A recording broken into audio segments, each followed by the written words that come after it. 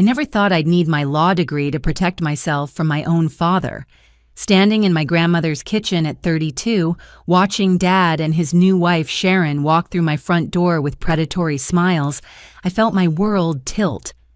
"Pack your things, Natalie," Dad announced, tossing legal papers on my counter. "This house is mine now."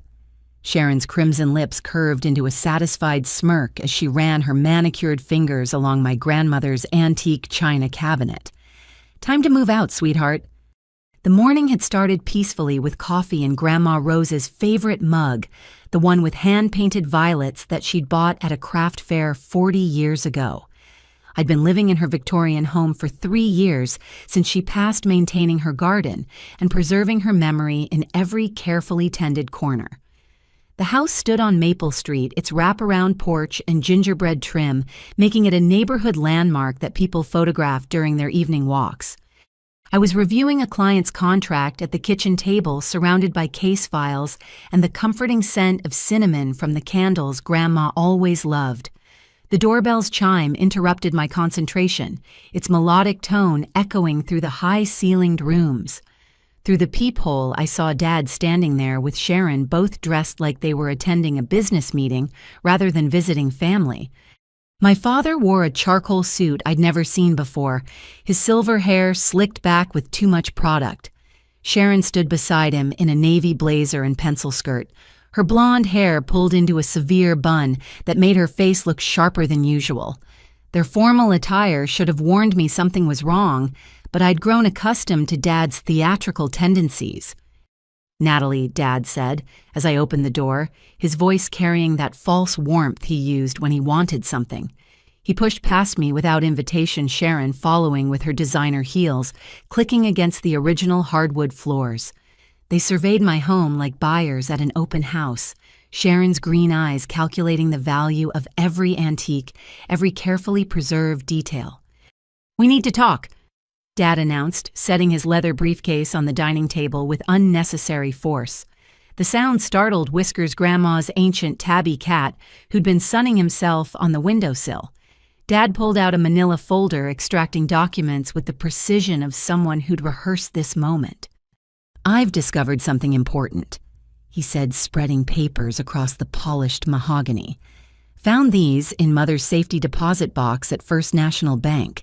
Seems there was another will one that reflects her true wishes.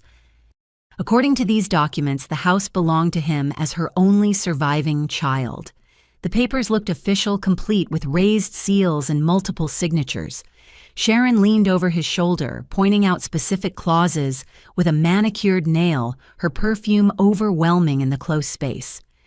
Your grandmother clearly states here that the property should pass to her son. Sharon said, her voice syrupy with false sympathy. She must have been confused when she made that other document, leaving it to you. Poor thing was quite ill toward the end.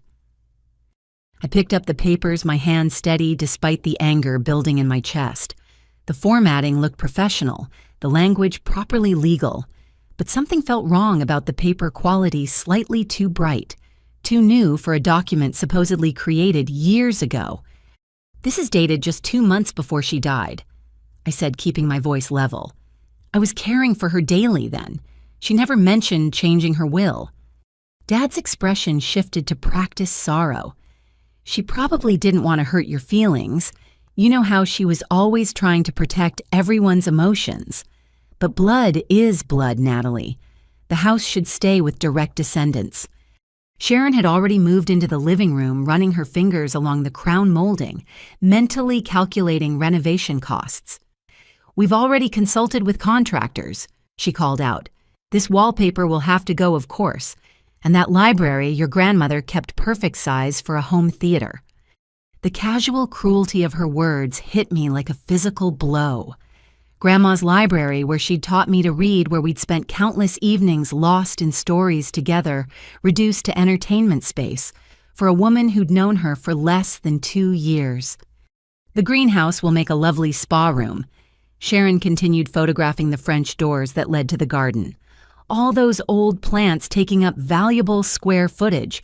We're thinking Japanese soaking tub, maybe a sauna." My grandmother's greenhouse, where she'd cultivated rare orchids and taught me about patience and growth, where her heritage tomatoes still grew from seeds passed down through generations. I watched Sharon document my home like a conquest, each photo another violation of sacred space. Dad pulled out more papers, sliding them across the table with practiced efficiency. We've already spoken with our attorney. Everything's in order. We're prepared to give you 30 days to relocate, which is more than generous considering the circumstances. The papers included formal eviction notices, all properly formatted and filed. They'd been planning this ambush for weeks, maybe months. Every visit Sharon had made, every seemingly casual question about the house's history, had been reconnaissance for this moment. You can't be serious. I said, though, the evidence of their seriousness lay spread across my grandmother's table like battle plans. It's already done. Dad replied, his mask of sympathy slipping to reveal satisfaction underneath.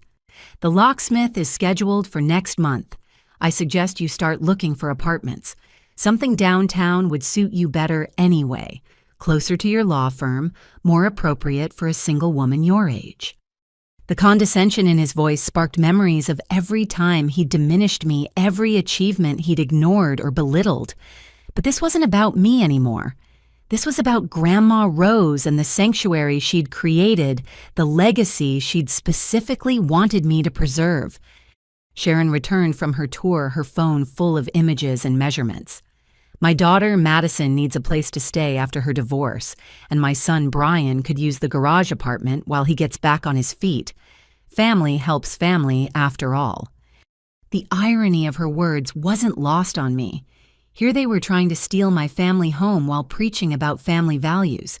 But something else caught my attention as I examined their documents more carefully. The notary seal looked slightly off-center, and the date stamp had the kind of crisp clarity that suggested modern printing, rather than the slight smudging of actual ink stamps. More telling was the paperclip holding everything together. It was bright silver, untarnished. Grandma had been particular about her office supplies, always using the brass clips she'd inherited from her own mother.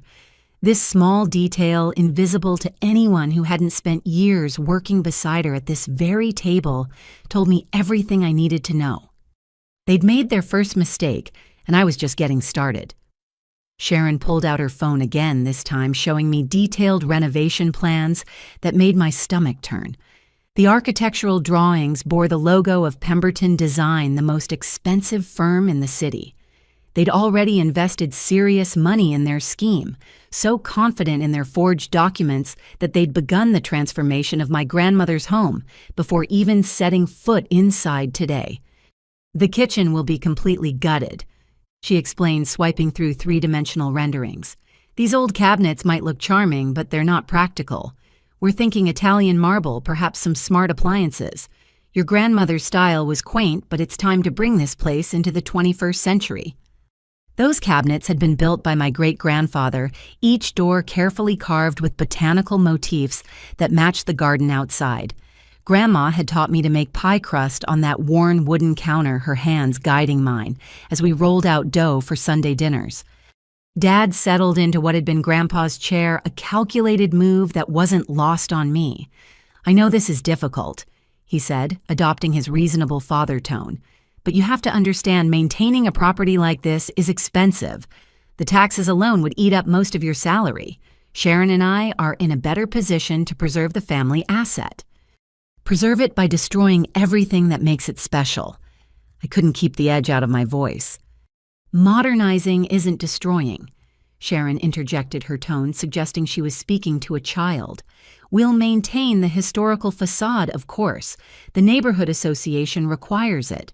But the interior needs a complete overhaul. That ancient heating system, the original plumbing, it's all a disaster waiting to happen. I knew for a fact that Grandma had updated all the major systems 5 years ago, spending a considerable sum to ensure everything was safe and efficient while maintaining the house's character. Sharon either didn't know this or was counting on me being too emotional to contradict her lies. Besides, Dad added, you're hardly ever here with your busy career. The house sits empty most days. Sharon works from home, so there would always be someone here to appreciate it. Another lie. I worked from home 3 days a week specifically so I could tend the garden and maintain the house properly. My home office occupied the sunroom where Grandma had taught me to paint watercolors, the light still perfect for detailed work. Sharon had moved to the china cabinet, now examining the collection of depression glass that Grandma had accumulated over decades of estate sales and flea markets. Some of these pieces might be worth keeping, she mused. The rest can go to auction. No point hoarding all this clutter. Each piece had a story. The green candy dish bought on Grandma's honeymoon, the amber platter that had held every Thanksgiving turkey for 50 years, the cobalt blue vases that Grandma filled with roses from her garden every summer. To Sharon, they were just objects to monetize. I've already arranged for an estate sale company to evaluate everything, she continued. They'll be here next week to start cataloging. You can keep any personal items you want, of course. We're not heartless. The casual assumption of ownership, the way she'd already scheduled strangers to paw through my grandmother's treasures, made my hands clench into fists.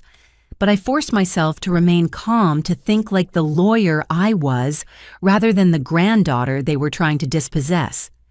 You mentioned you found these documents in a safety deposit box, I said, keeping my tone conversational. Which bank I'll need to verify that for my records? Dad's eyes flickered with something that might have been uncertainty. First National Downtown Branch, box number 543. The bank manager can confirm I'm listed as a signatory. Another lie. Grandma had banked with Community Trust, the small local bank that had held her accounts for 60 years. She distrusted the big national chains, preferring to do business with people she knew by name. And your attorney who reviewed these documents, I pressed. I'd like their contact information. Richardson and Associates. Sharon supplied quickly, too quickly. They specialize in estate law, very reputable firm. I knew Richardson and Associates. They'd been disbanded 2 years ago after a fraud scandal. Either Sharon had done inadequate research or she was testing to see how much I actually knew about the legal community. The eviction notice is already filed with the county, Dad said, pushing another document toward me. You'll receive official service in a few days, but I wanted to handle this personally. Despite everything, you're still my daughter. The words rang hollow. He hadn't remembered my birthday in 5 years, hadn't attended my law school graduation, hadn't visited once during the 3 months I'd spent caring for Grandma during her final illness. His definition of fatherhood extended only as far as his financial interests. The house has been in our family for 4 generations, I said quietly. Great-grandpa built it with his own hands after immigrating from Poland. Every room holds our history. Exactly why it should stay with the bloodline, Dad countered. You might marry someday, change your name. The house would pass out of the family entirely. The casual misogyny of his argument shouldn't have surprised me, but it did. As if my potential marriage somehow diminished my claim to my grandmother's legacy. As if Sharon, who'd married into the family 18 months ago, had more right to this house than the granddaughter who'd helped maintain it for decades. Sharon had discovered the door to the basement and was heading down the stairs. Oh, this space is completely wasted, her voice echoed up. We could put in a wine cellar, maybe a home gym. All these shelves of canning jars and preserves. Honestly, who does that anymore? I did. Every August, I continued Grandma's tradition of putting up tomato sauce pickles and jam from the garden's harvest. The basement shelves held 3 years of my efforts, plus some of Grandma's last batches that I couldn't bear to open. The property value alone makes this worthwhile, Dad said, apparently abandoning any pretense of sentiment. The neighborhood's been gentrifying. That new development 2 blocks over sold units for triple what Mother paid for this place. We'd be fools not to capitalize on the market. There it was, not preservation or family legacy, just pure greed dressed up in legal documents. But he'd revealed more than he intended. If they were planning to sell to developers, they'd need clear title, no challenges or complications. My very existence in the house complicated their plans. So, you're planning to sell I asked, letting disappointment color my voice while mentally cataloging their admissions.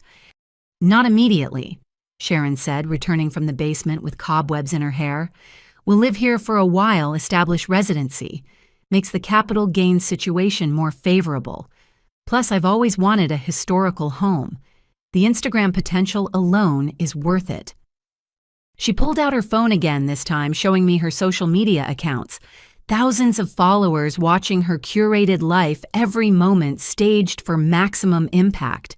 I could see the future she envisioned my grandmother's home reduced to a backdrop for sponsored content and lifestyle blogging. We'll need you out by the 15th of next month, Dad said, checking his phone calendar. That gives you 5 weeks total, more than fair considering we could demand immediate vacation of the premises. Based on documents you conveniently just discovered, I kept my voice mild, but inside I was building my case. Based on your grandmother's actual wishes, he replied firmly. Whatever document you have was clearly produced under duress when she wasn't thinking clearly. No court would uphold it against her real will. The irony was staggering.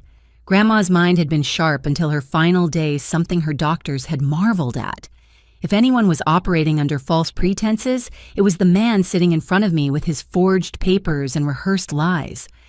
Sharon had wandered into the pantry, emerging with one of Grandma's recipe boxes. Oh, these might be worth something. Vintage recipes are very trendy right now. I could do a whole series on retro cooking. Watching her flip through cards written in my grandmother's careful script, each one annotated with memories of family gatherings and special occasions, I felt something cold and hard crystallize in my chest. They weren't just stealing a house. They were planning to dismember a life, parceling out memories for profit and social media engagement. I'll need time to review all this with my own attorney, I said, gathering the documents they'd spread across the table. Of course, Dad agreed too readily. But don't drag this out, Natalie. The law is clear, and fighting it will only cost you money you don't have. Accept the situation gracefully, and we might be able to help with your moving expenses. The condescension dripped from every word. He assumed I was still the scared little girl who'd believed his promises about weekend visits that never materialized, who'd waited by windows for a father who always had somewhere more important to be. But I wasn't that girl anymore. I was a lawyer who'd graduated summa cum laude, who'd won cases against opponents with far more experience, who'd learned from the best teacher of all, a grandmother who'd fought for everything she'd built. As they prepared to leave, Sharon paused at the door. Oh, I almost forgot. We'll need all the keys, including any spares. And the alarm code, garage door opener, all of that. Make a list, would you? She spoke as if I were already a former tenant, someone whose access to my own home was a temporary courtesy rather than a right. Dad nodded approvingly, adding, and start forwarding your mail. We don't want any confusion once the transition happens. They left in a cloud of satisfaction, so certain of their victory that they didn't notice the security camera hidden in the porch light, or the way Mrs. Henderson next door had watched their entire arrival from behind her lace curtains. I stood in my violated home, surrounded by the echoes of their greed, and felt Grandma Rose's strength flowing through me. They'd made their second mistake. They'd underestimated me. The real battle was just beginning. My hands trembled slightly as I spread their documents across the dining table, this time examining each page with the trained eye of an estate attorney rather than a shocked granddaughter. The afternoon light slanted through the lace curtains, illuminating details that Dad and Sharon's confidence had made them careless about concealing. The paper quality was the first tell. I held a sheet up to the light, noting the watermark. Modern paper manufactured no earlier than last year based on the mill's mark. Grandma had been gone for 3 years. Unless she'd developed time travel in her final months, this will was fabricated recently. I photographed each page with my phone, creating my own digital record before they could claim I'd tampered with anything. The formatting contained subtle anachronisms, too. The font was Times New Roman, but Grandma's attorney, Mr. Harrison, had always used Garamond for official documents. A small detail, but lawyers were creatures of habit. The signature line troubled me most. It resembled Grandma's handwriting but lacked the slight tremor that had developed in her final years. Whoever had forged this had practiced on older samples, not realizing her penmanship had evolved with age and arthritis. My laptop was already open on the table, and I began researching Richardson and Associates. As I'd suspected, the firm had dissolved in disgrace 24 months ago. The managing partner was currently serving time for fraud. If Sharon had actually consulted them, it would have been through prison glass. Next, I pulled up the county recorder's website.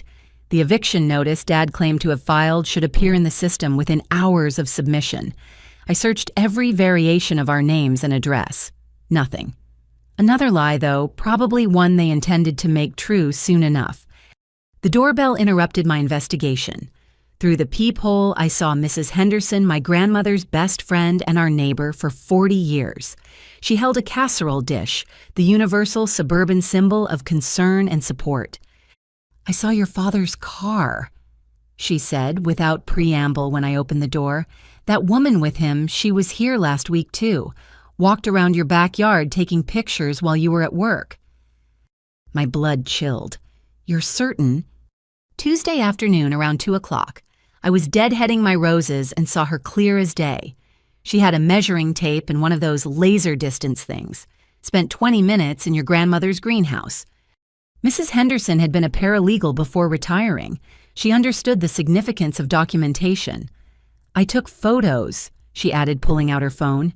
"Seemed odd someone measuring your property without you home." The images showed Sharon clearly dressed in workout clothes rather than business attire, methodically documenting my garden. In one photo, she was on her phone, and the zoom revealed she was texting measurements to someone. "There's more," Mrs. Henderson said, settling into the kitchen chair with practiced ease. "Your father's been asking questions around the neighborhood.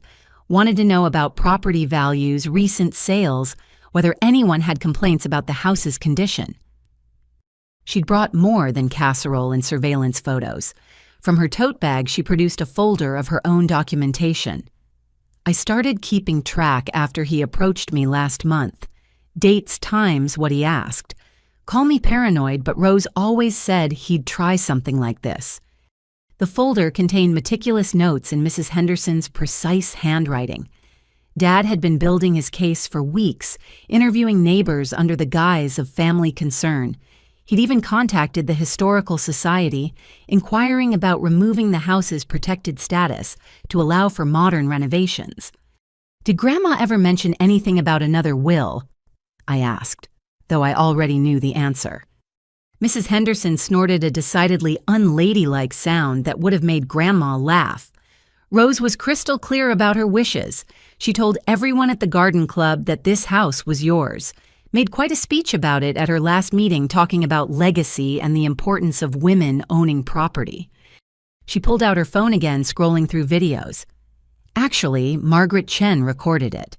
Rose was presenting her heritage tomato seedlings to the club, and she got emotional about passing things down to the right hands.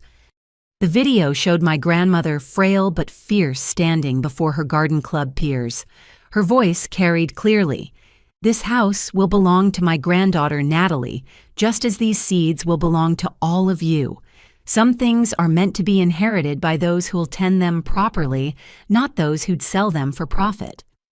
The date stamp showed this was 6 weeks before her death, 2 weeks after Dad's supposed will was allegedly created. If his document was real, why would she publicly contradict it? "There's something else," Mrs. Henderson said, her voice dropping. "Your father approached my nephew, the one who works in construction, wanted to know about permits for demolishing historical structures, how to work around preservation restrictions. This was 2 months ago, Natalie. He's been planning this for a while." I felt the pieces clicking together. The timeline made sense now. Dad had started laying groundwork months ago, assuming I'd be an easy mark once he produced official-looking papers.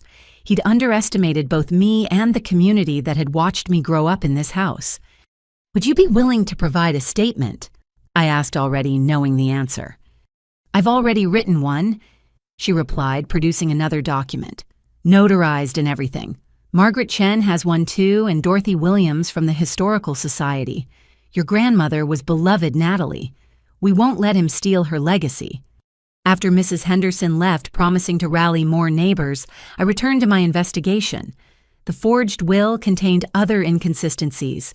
It referenced account numbers that didn't match any of Grandma's actual financial records. It mentioned pieces of jewelry she'd sold years before to pay for Grandpa's cancer treatment. Most damning, it included a bequest to Dad's first wife, my mother, who'd been dead for 15 years.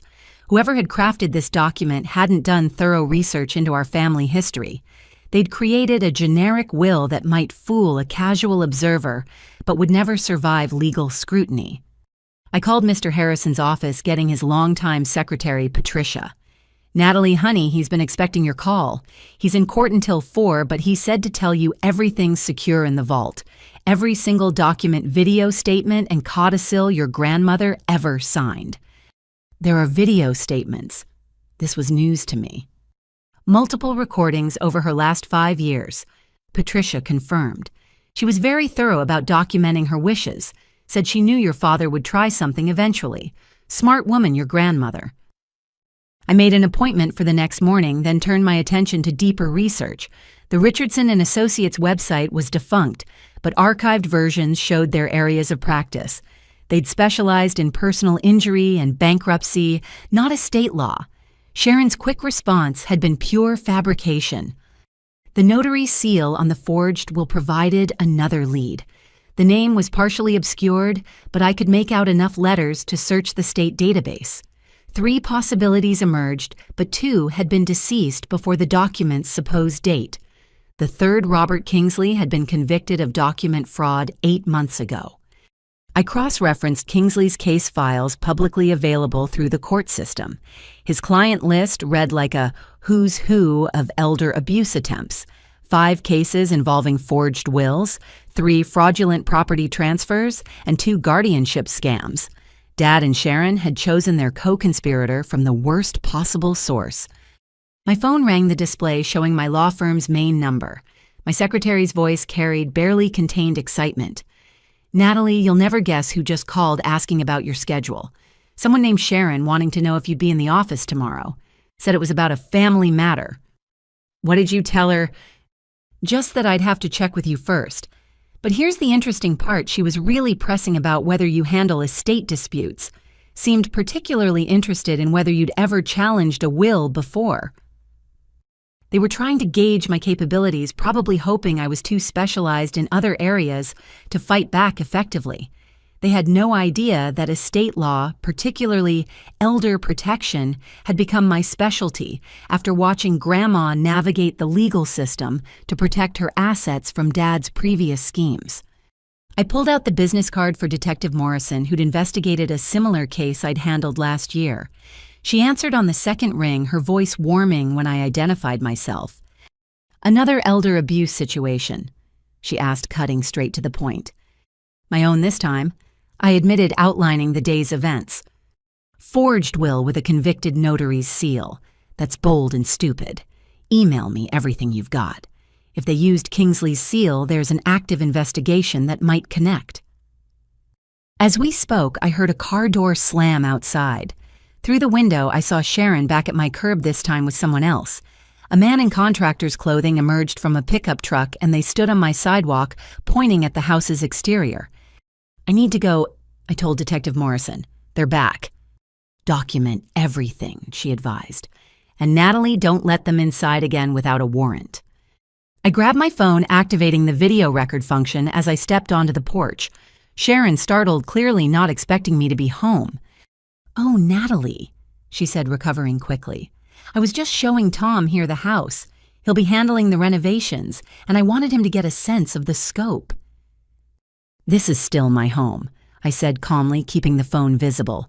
"You have no authority to bring contractors here." Tom looked uncomfortable, clearly sensing he'd been dragged into something questionable.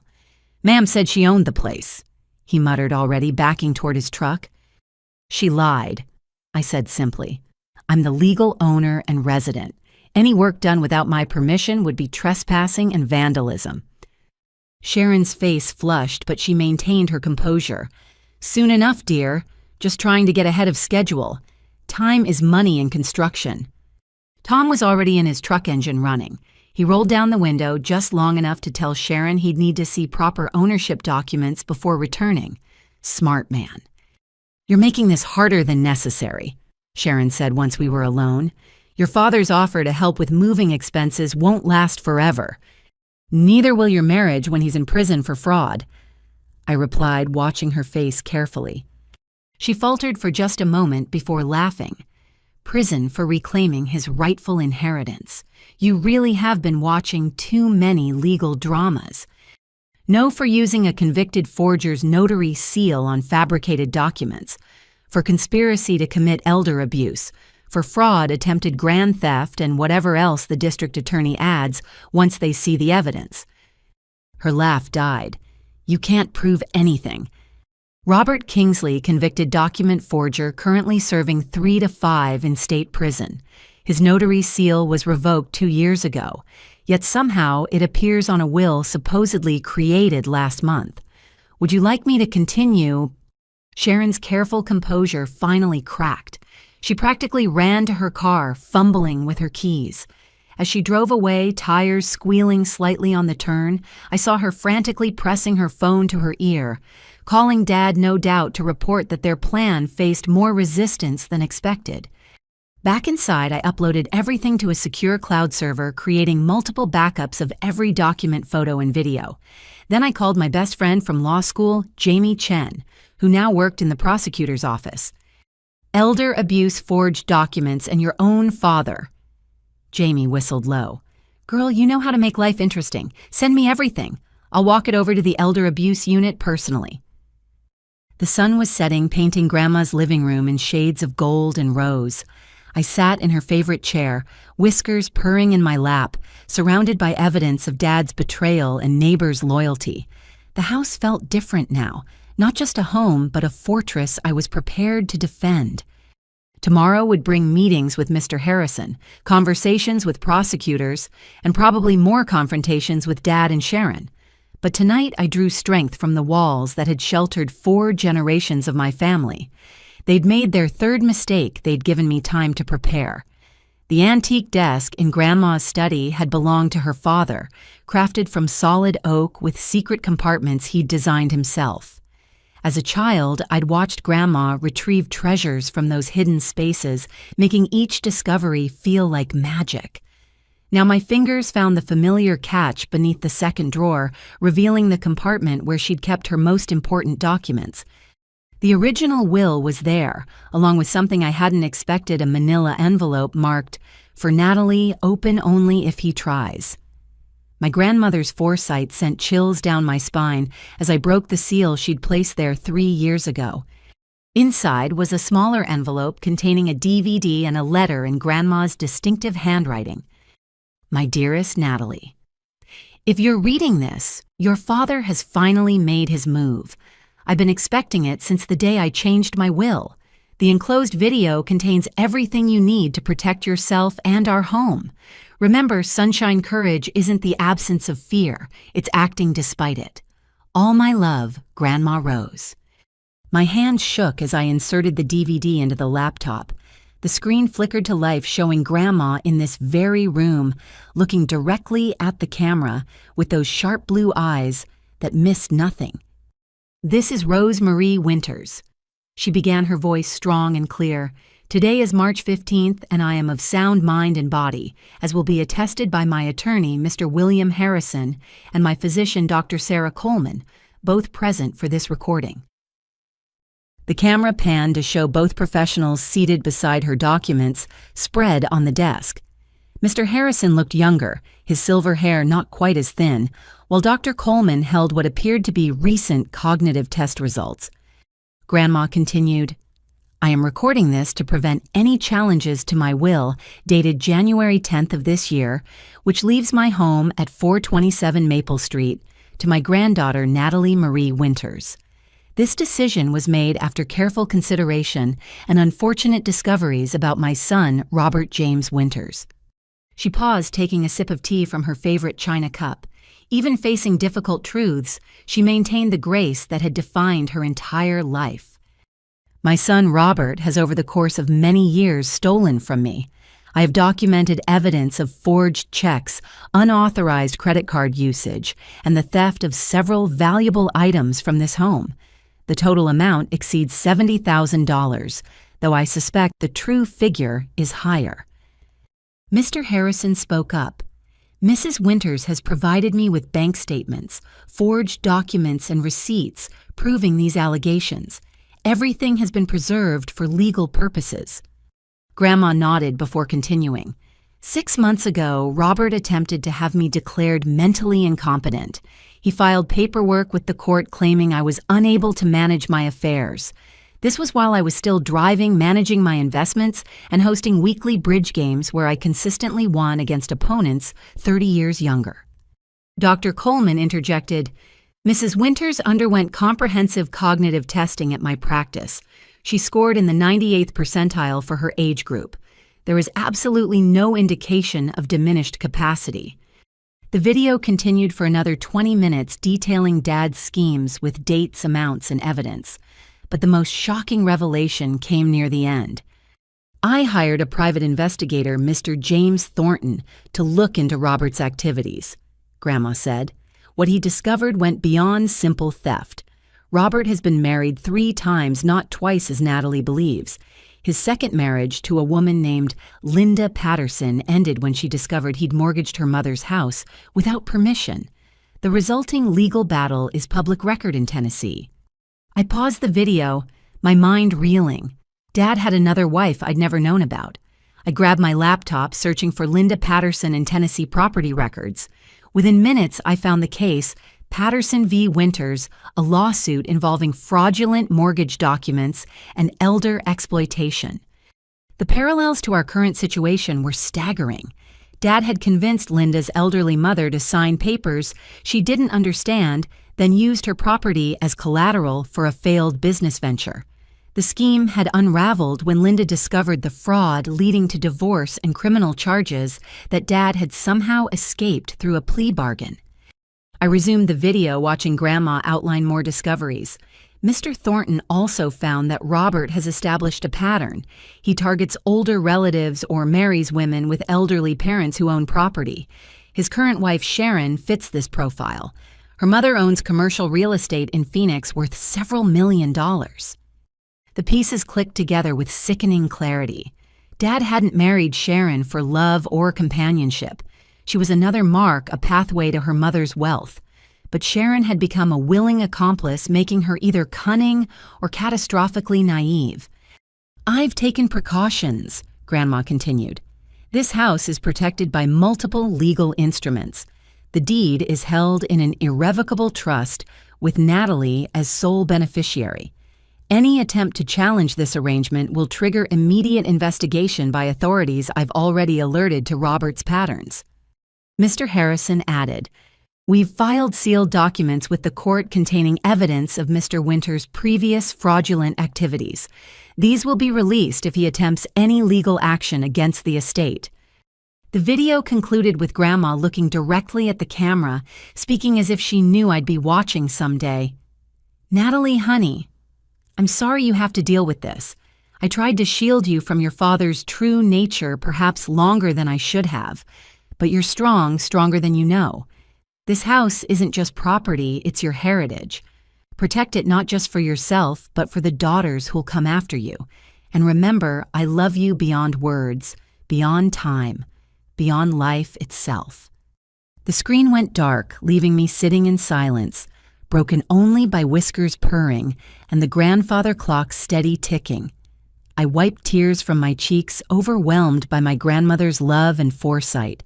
She'd known this day would come and had prepared for it like a general planning a battle. I returned to the hidden compartment, finding more treasures. Bank statements highlighted with Dad's forgeries. Photos of items he'd stolen, each carefully labeled with dates and values. Copies of the fraudulent mortgage documents from Tennessee. A business card for James Thornton, the private investigator. Most interesting was a folder labeled Sharon McKnight Background. Grandma had investigated Dad's new wife, too. Sharon's history revealed a pattern of failed businesses, bankruptcy filings, and lawsuits from former partners. She'd been married twice before both relationships ending when her financial schemes were discovered. One document made my blood run cold. It was a life insurance application Dad had submitted on Grandma 2 years before her death, listing himself as beneficiary. The policy was for $2 million. Grandma had discovered it and immediately contacted the insurance company, voiding the application and reporting the attempted fraud. My phone buzzed with a text from an unknown number. "This is Linda Patterson. James Thornton gave me your contact. I heard Robert is trying the same thing with you. Call me. You need to know everything." I dialed immediately. Linda's voice carried the weight of hard-won experience. "Your grandmother reached out to me 3 years ago," she said without preamble, "wanted to understand Robert's methods. I told her everything, including details I couldn't prove in court." "Like what?" "He drugs them," Linda said bluntly. "My mother started having confused episodes after Robert began bringing her special tea. Had it tested later, found traces of benzodiazepine, just enough to make her compliant, not enough to trigger obvious symptoms." My stomach turned. I thought of all the times Dad had visited Grandma, always offering to make her tea. She'd consistently refused, preferring to make her own. Had she suspected even then? "He records conversations too," Linda continued. "Edits them to make it sound like the victim is agreeing to things they never said. He tried to use recordings of my mother in court, but our lawyer proved they'd been manipulated." "Why didn't he go to prison?" "Good lawyer, sympathetic judge, and I was too exhausted to push for the maximum. I just wanted him gone. Your grandmother was smarter. She built a case file that would destroy him if he ever tried again. Guess he thought enough time had passed, or maybe he's getting desperate." We talked for another hour. Linda emailed me court documents, evidence files, and contact information for others Dad had targeted. The pattern was consistent: charm elderly relatives or in-laws, gain their trust, steal their assets, then disappear when discovered. "One more thing," Linda said before hanging up. "Check Sharon's mother. If Robert's running true to form, he's already started working on her. These people don't change, they just find new victims." After the call, I searched for information on Sharon's mother, Eleanor McKnight. She owned a chain of senior living facilities in Phoenix, a self-made millionaire who'd built her empire from nothing. Recent news articles mentioned she'd been considering selling the business due to health concerns. A horrible thought struck me. I called Detective Morrison, who answered despite the late hour. "I need you to do a welfare check," I said, urgently explaining my suspicions. "On it," she replied. "I'll contact Phoenix PD tonight. If your father's targeting another elderly victim, we need to move fast." I spent the next 2 hours organizing everything into a comprehensive file.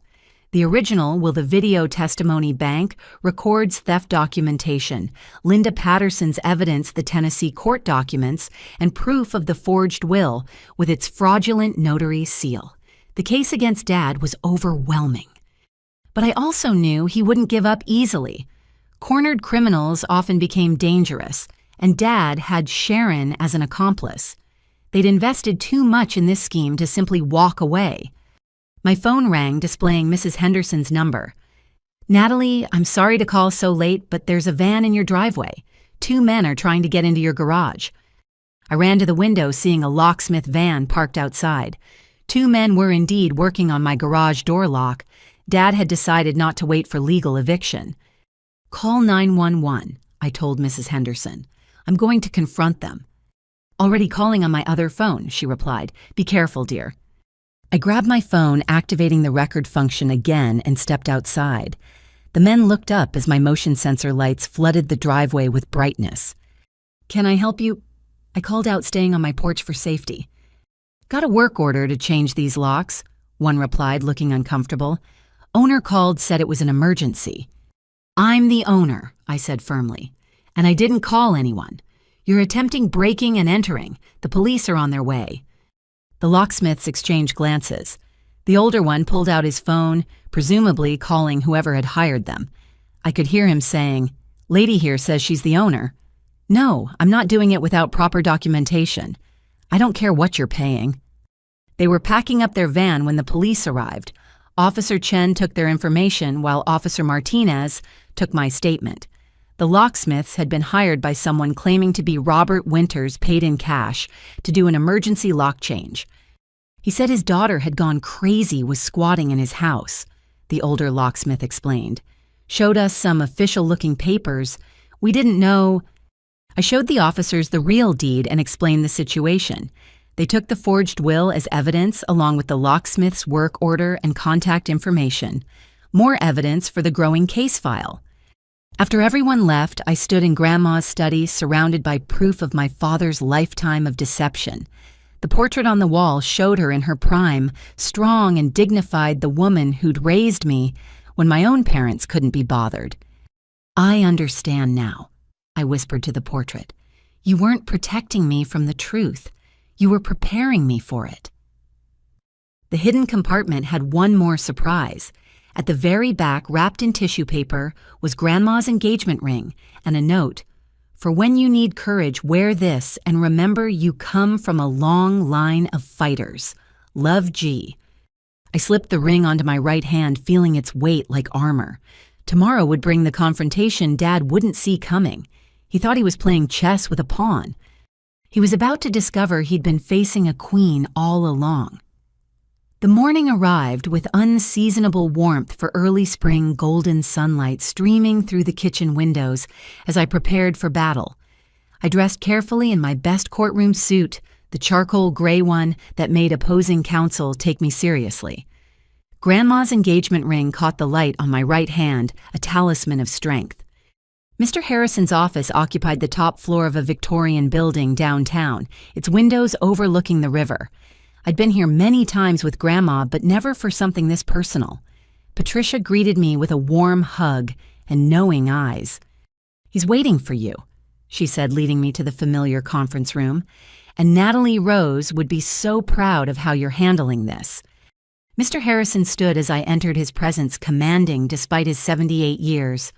The conference table held several boxes of files, each meticulously labeled in his precise handwriting.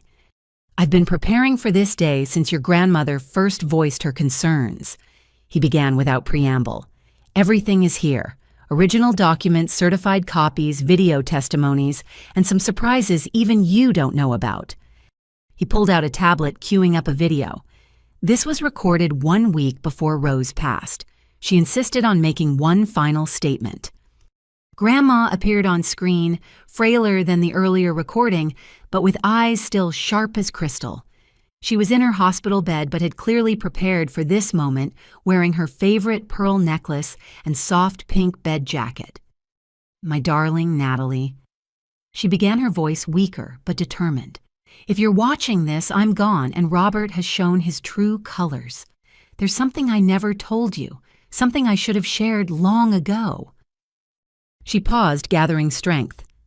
Your father has been stealing from our family since he was 16. It started small change from my purse items from your grandfather's workshop sold to pawn shops. We tried to help him therapy counseling, even a stint in military school. Nothing worked. The revelation hit me hard. Dad's crimes went back decades, a lifetime of taking from those who loved him most.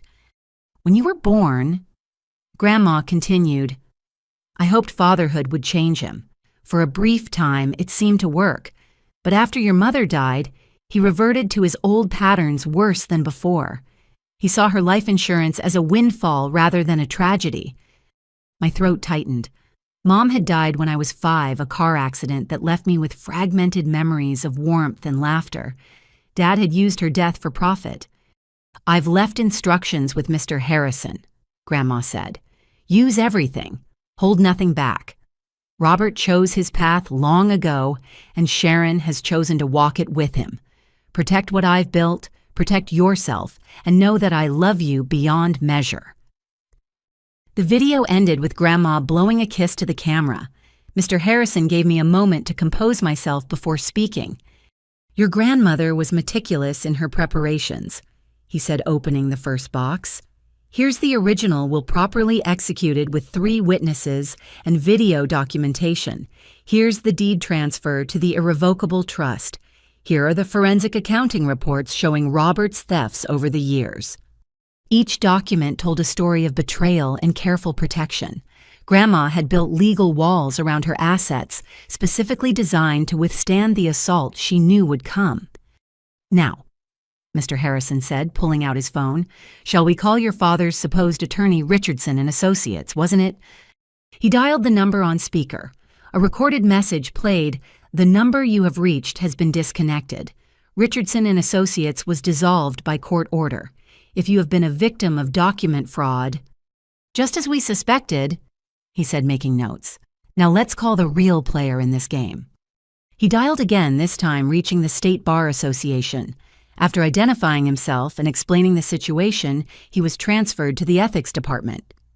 "Yes, we're investigating a case of possible fraud involving forged estate documents," he said. "The opposing party claims representation by Richardson and Associates. Yes, I'm aware they were disbanded. The documents bear a notary seal from Robert Kingsley. Currently incarcerated, yes." The investigator on the other end promised immediate action. Presenting forged documents as legitimate legal filings was a serious crime, compounded by claiming representation by a disbanded firm. "One more call." Mr. Harrison said, his eyes twinkling with the same mischievous light I remembered in Grandma's. "Your friend at the prosecutor's office asked me to conference her in." Jamie Chen's voice came through clear and professional. "Mr. Harrison, Natalie, I've reviewed the files you sent. We're opening a formal investigation into Robert Winters and Sharon McKnight Winters for elder abuse, fraud, forgery, and conspiracy. Warrants will be issued this afternoon." That fast? I was stunned by the rapid response. "The evidence is overwhelming," Jamie replied. "Plus this connects to 3 other cases we're investigating. Your father's name came up in an elderly abuse ring we've been tracking. This gives us the probable cause we needed." After the call ended, Mr. Harrison leaned back in his chair. "Your grandmother knew this day would come. She also knew you'd need more than just defensive weapons. She left you offensive ones, too." He produced another folder, this one marked Property Intelligence. Inside were documents I'd never seen before. Rose hired investigators to research every property Robert had ever touched, he explained, including some interesting discoveries about Sharon's assets. "Did you know she doesn't actually own the house she claims as her residence? It belongs to her ex-husband, who allows her to live there as part of their divorce settlement. One violation of the agreement, such as criminal charges, and she's evicted immediately." The implications were staggering. Sharon was risking homelessness for this scheme. Her desperation made more sense now. "There's more," Mr. Harrison continued. "That Phoenix property development Sharon's mother owns, Robert has already taken out loans against it using forged signatures. The banks don't know yet, but when they find out, he'll face federal charges for bank fraud. I finished my legal mind racing through the implications. Interstate commerce wire fraud, it compounds exponentially. Your grandmother found evidence of 6 different schemes Robert was running simultaneously," Mr. Harrison said. "She documented everything, but held it back, knowing it would be more powerful deployed at the right moment. That moment is now." My phone buzzed with a text from Detective Morrison. "Phoenix PD confirmed. Eleanor McKnight has been hospitalized 3 times in the past month for confusion and memory issues. Her signature appears on several suspicious documents. We're coordinating with Adult Protective Services." The scope of Dad's crimes kept expanding. He wasn't just a thief, he was a predator who specialized in victimizing the elderly, including his own mother. "What do you need from me?" I asked Mr. Harrison. "Stand strong," he replied. "They'll escalate when they realize their scheme is failing. Document everything, don't meet with them alone, and let the legal system work. Your grandmother built this case over years. All we have to do is execute her plan." I left his office with copies of key documents and a flash drive containing all the video testimonies. The weight of evidence was overwhelming, but I knew Dad wouldn't surrender easily. Desperate people did desperate things. My phone rang as I reached my car.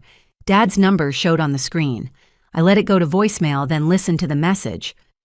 "Natalie, this is ridiculous. Call off whatever dogs you've set on us. We can work this out as a family. I'm your father, for God's sake. Sharon and I are willing to compromise. Maybe shared ownership, call me back." Compromise.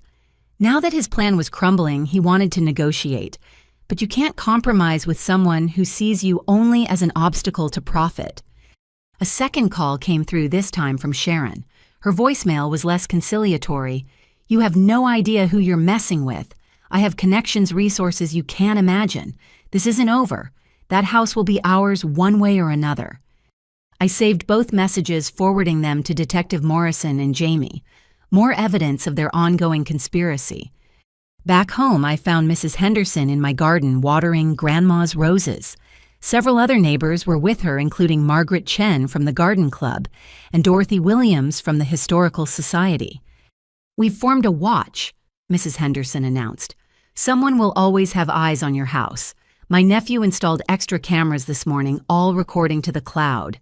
Anyone tries anything suspicious, we'll know immediately." The support overwhelmed me.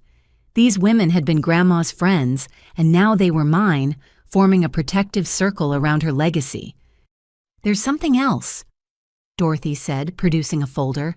"The Historical Society is filing emergency papers to increase the house's protected status.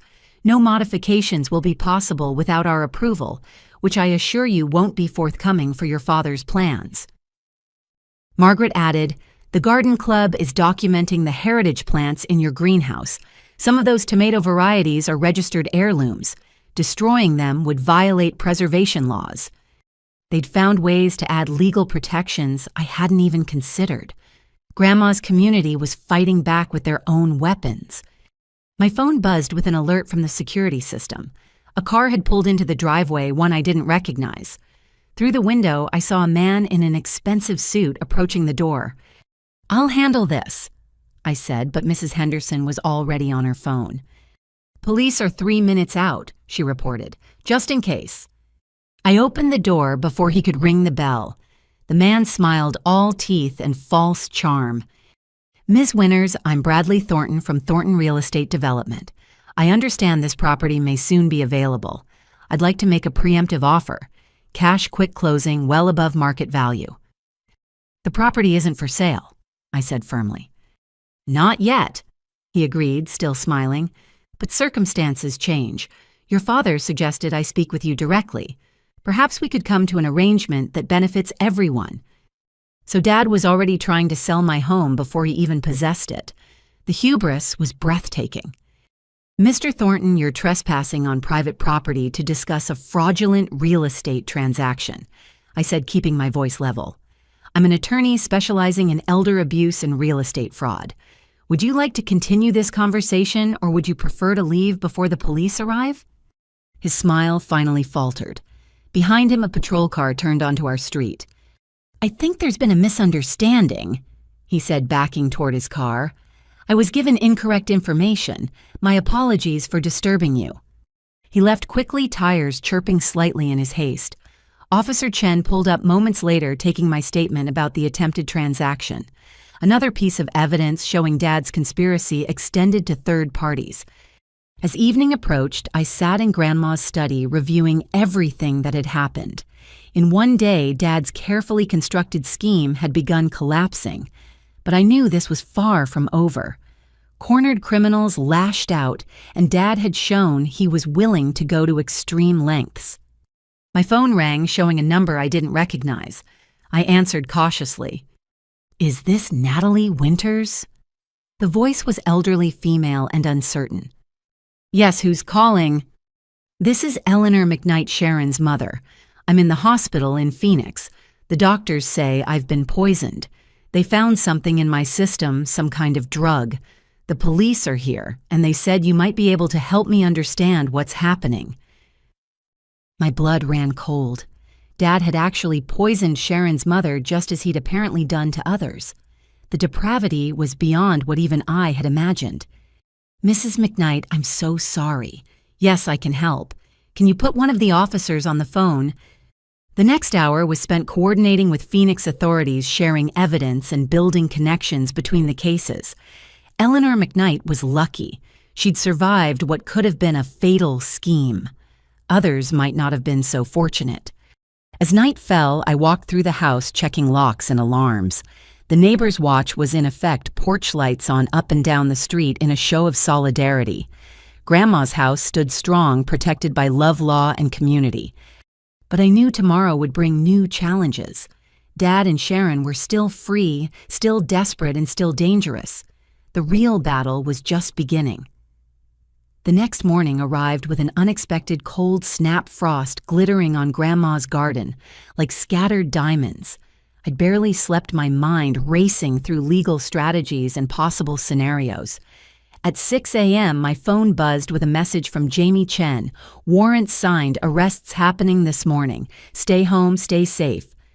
I made coffee in Grandma's kitchen using her routine as an anchor.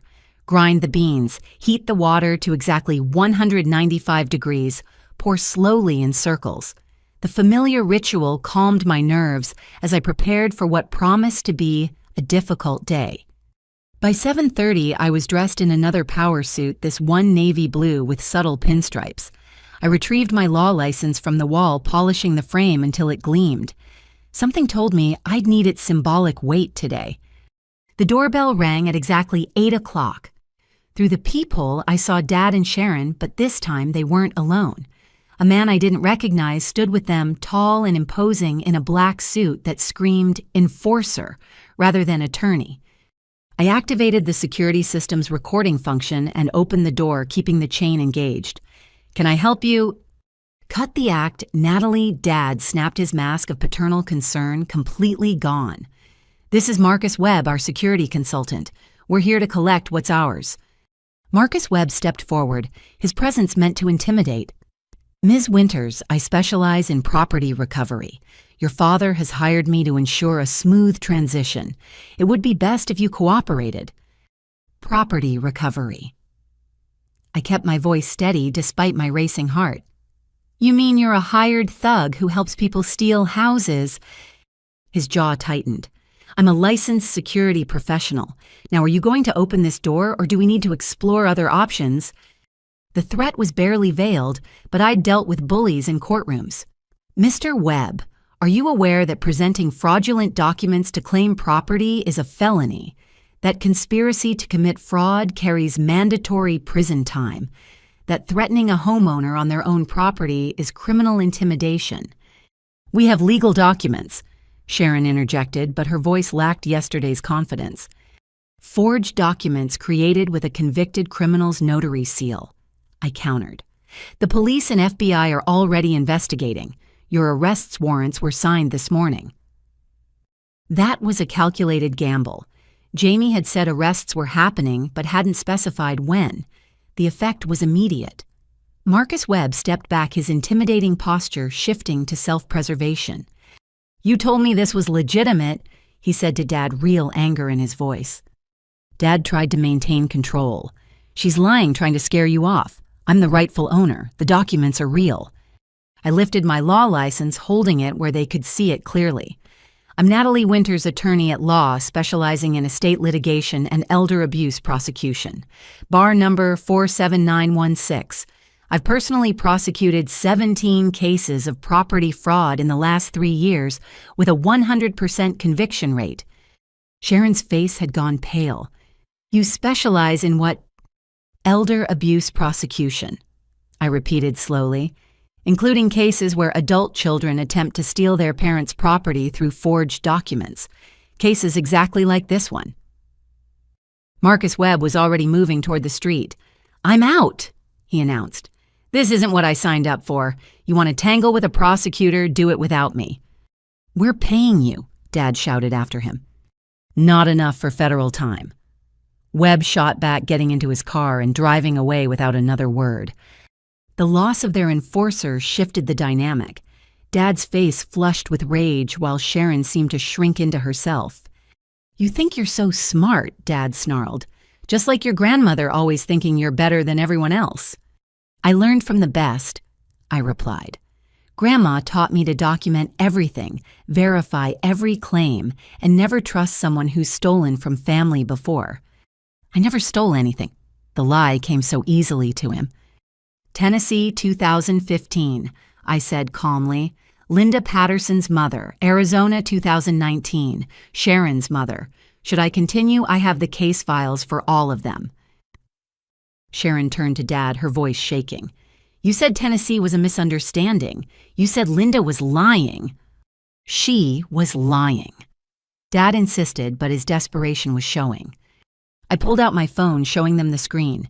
This is Linda Patterson's number. Would you like to call her yourself? Sharon, ask her about the forged mortgage documents, the drug tea, the elderly woman who almost lost her home. You're in contact with Linda. Dad's face went from red to white. And Maria Gonzalez from Tucson, and Patricia Kim from Sacramento. Oh, and Eleanor McKnight called me yesterday from her hospital bed in Phoenix. Funny thing about patterns, Dad.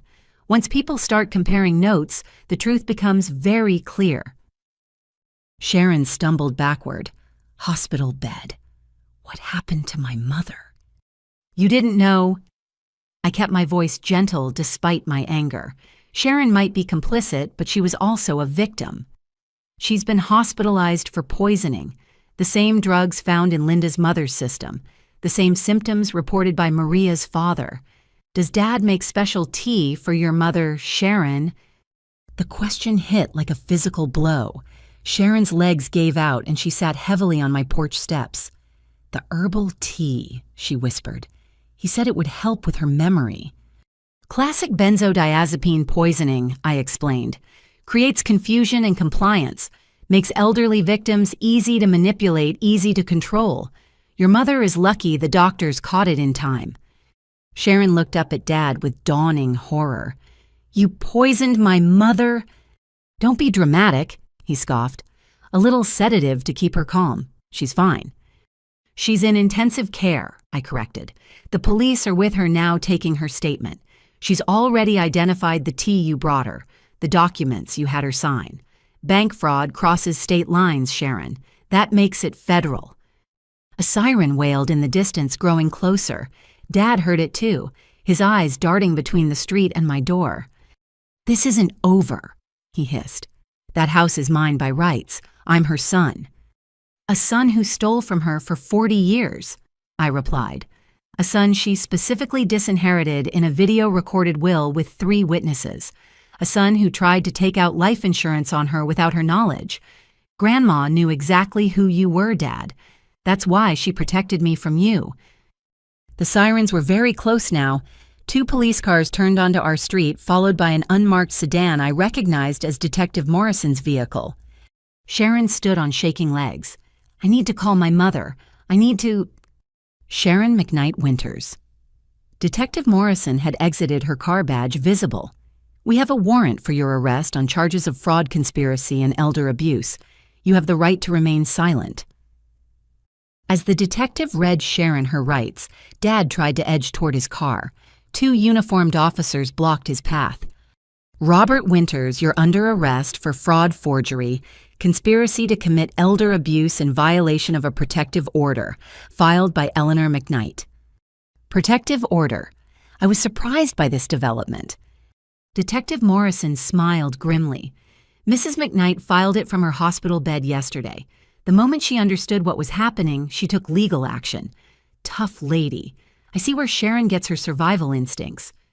As they handcuffed Dad, he turned to me with pure hatred in his eyes. You destroyed our family, you and that sanctimonious old woman. I hope you're happy. Our family was destroyed the day you chose greed over love, I replied. Grandma spent 40 years hoping you'd change. She documented your crimes but never pressed charges, always giving you another chance. Even at the end, she protected you by not going public. I won't make that mistake. Sharon was crying as they led her to the patrol car. My mother, please, will you check on her? Tell her I didn't know. I swear I didn't know he was hurting her. Despite everything, I felt a twinge of sympathy. I'll call the hospital and Sharon cooperate fully. It's your only chance to minimize the damage." As the police cars drove away with Dad and Sharon in custody, Mrs. Henderson emerged from her house, followed by what seemed like half the neighborhood. They'd all been watching, ready to witness if needed. "Your grandmother would be so proud," Mrs. Henderson said, enveloping me in a hug that smelled of lavender and safety. Margaret Chen was recording everything on her phone. "For the Garden Club newsletter," she explained. "Rose's granddaughter, the attorney who took down a property fraud ring. Wait until the ladies at the state convention hear about this." Detective Morrison approached, looking satisfied. "That was textbook perfect. You stayed calm, presented facts, and let them incriminate themselves. Your recording will be valuable evidence." "What happens now?" I asked, suddenly exhausted as the adrenaline faded. "There'll be a rain tomorrow. Given the interstate nature of the crimes and the elder abuse charges, bail will be substantial if granted at all. The Phoenix connection makes this a multi-jurisdictional case. The FBI will probably take lead." She handed me her card with additional numbers written on the back. "These are victim services coordinators. They'll help you navigate the process. And Natalie." That comment about specializing in elder abuse prosecution, that was brilliant psychological warfare. After everyone left, I stood in my entryway staring at my law license. I did specialize in contract law primarily, but I'd taken elder abuse cases pro bono after watching Grandma navigate the legal system. Now I understood why she'd encouraged that path. She'd been preparing me to fight this exact battle. I called Eleanor McKnight's hospital room. She answered on the second ring, sounding stronger than yesterday. "Natalie." "The nice detective told me they arrested them. Is it true?" "Yes, ma'am. Both of them are in custody. Sharon wanted me to tell you she didn't know about the tea. She's devastated about what happened." Eleanor sighed. "I believe her. Sharon's many things, but she loves me in her own way. That man, though, he's a special kind of evil, pretending to care while poisoning me slowly. The doctors say I could have died if it had continued." We talked for 20 minutes. Eleanor was already working with prosecutors determined to see justice done. She mentioned liquidating her Phoenix properties to prevent any future schemes, planning to put everything in a trust her daughter couldn't touch. "Your grandmother warned me," Eleanor said before we hung up. "Last year, she called out of the blue, said she'd heard Robert was dating someone with an elderly mother who owned property. Told me to be careful. I should have listened better." Even from beyond the grave, Grandma had tried to protect others from her son's predation. Her network of defense extended far beyond just our family. As night fell, I sat in Grandma's chair with Whiskers purring in my lap. The house felt different now, lighter somehow, as if a dark cloud had finally lifted. The danger wasn't completely over. There would be trials, testimony, and probably more schemes from Dad, even behind bars. But the immediate threat had passed. I looked at Grandma's portrait, raising my coffee cup in a toast. "We did it," I whispered. "Just like you planned. The house is safe, and he can't hurt anyone else's grandmother now." The phone rang, showing Jamie Chen's number. "Natalie, you need to know something. We found evidence in your father's car. Lists of elderly people with property research on their health conditions, their family situations. He was building a database of future victims." The scope of Dad's evil continued to expand. He hadn't just been an opportunistic thief, but a systematic predator, treating elder abuse as a business model. "There's more," Jamie continued. "We found a life insurance policy on you, taken out 6 months ago, forged signature. He was planning something, Natalie. Be very careful until he's sentenced and transferred to federal prison." The chill that ran down my spine had nothing to do with the evening temperature. Dad hadn't just wanted my house. He'd been positioning for a larger prize. The thought that my own father had contemplated my death for profit should have shocked me, but after everything I'd learned, it felt almost inevitable.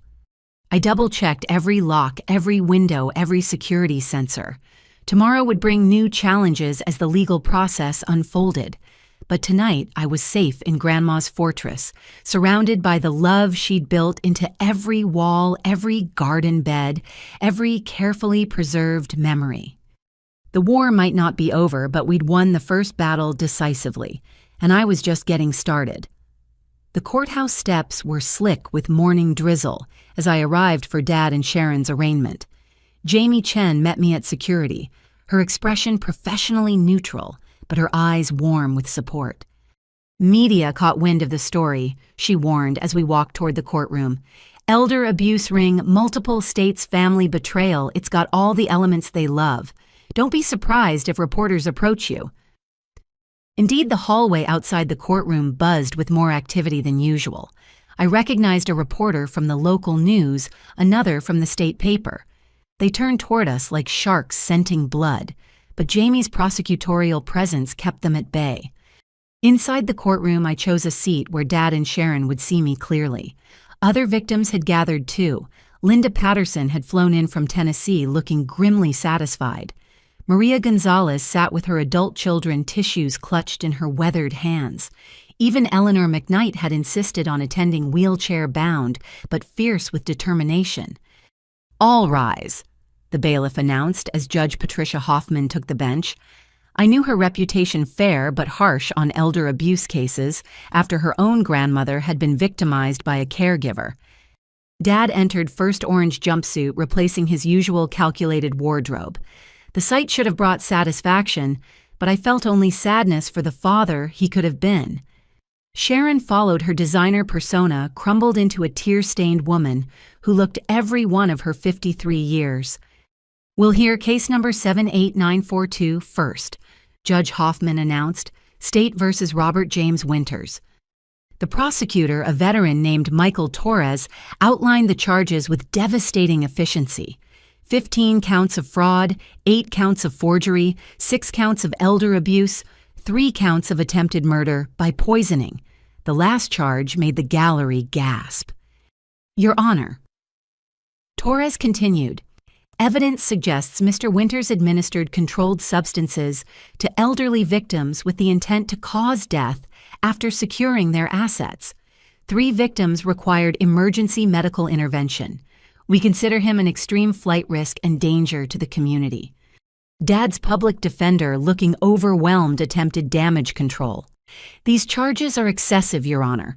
My client is a businessman who perhaps made poor judgments but never intended harm." Poor judgments. Judge Hoffman's voice could have frozen flame. Poisoning elderly women is poor judgment. As the lawyers argued, bail movement in the gallery caught my eye. Sharon had turned in her seat, scanning faces until she found her mother. The 2 women locked eyes across the courtroom, years of complicated history compressed into a single moment. Eleanor McKnight raised her hand slowly, deliberately, and pointed at Sharon, not with anger, but with profound disappointment. Sharon crumbled, sobbing audibly. "I'll hear from the defendant," Judge Hoffman announced, surprising everyone. Sharon stood on shaking legs. "I want to change my plea," she said, voice barely audible, "and I want to testify against him." The courtroom erupted. Dad lunged toward Sharon but was restrained by deputies. His public defender frantically requested a recess while Torres looked like Christmas had come early. "You stupid witch!" Dad screamed at Sharon. "I gave you everything, we were partners." "You used me to get to my mother," Sharon screamed back, finding her voice. "You never loved me. I was just another mark, another path to money." Judge Hoffman banged her gavel repeatedly. "Order deputies separate these defendants. Ms. McKnight Winters, you'll need proper counsel before any plea change.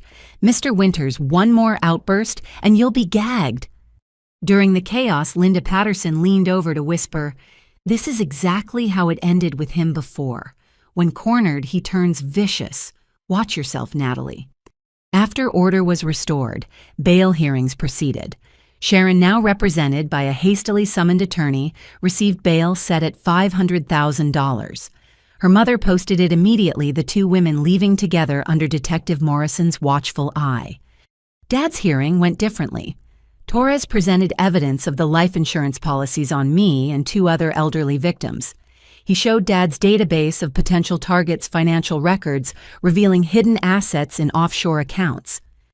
Your Honor, Torres concluded, Mr. Winters has the means and motive to flee.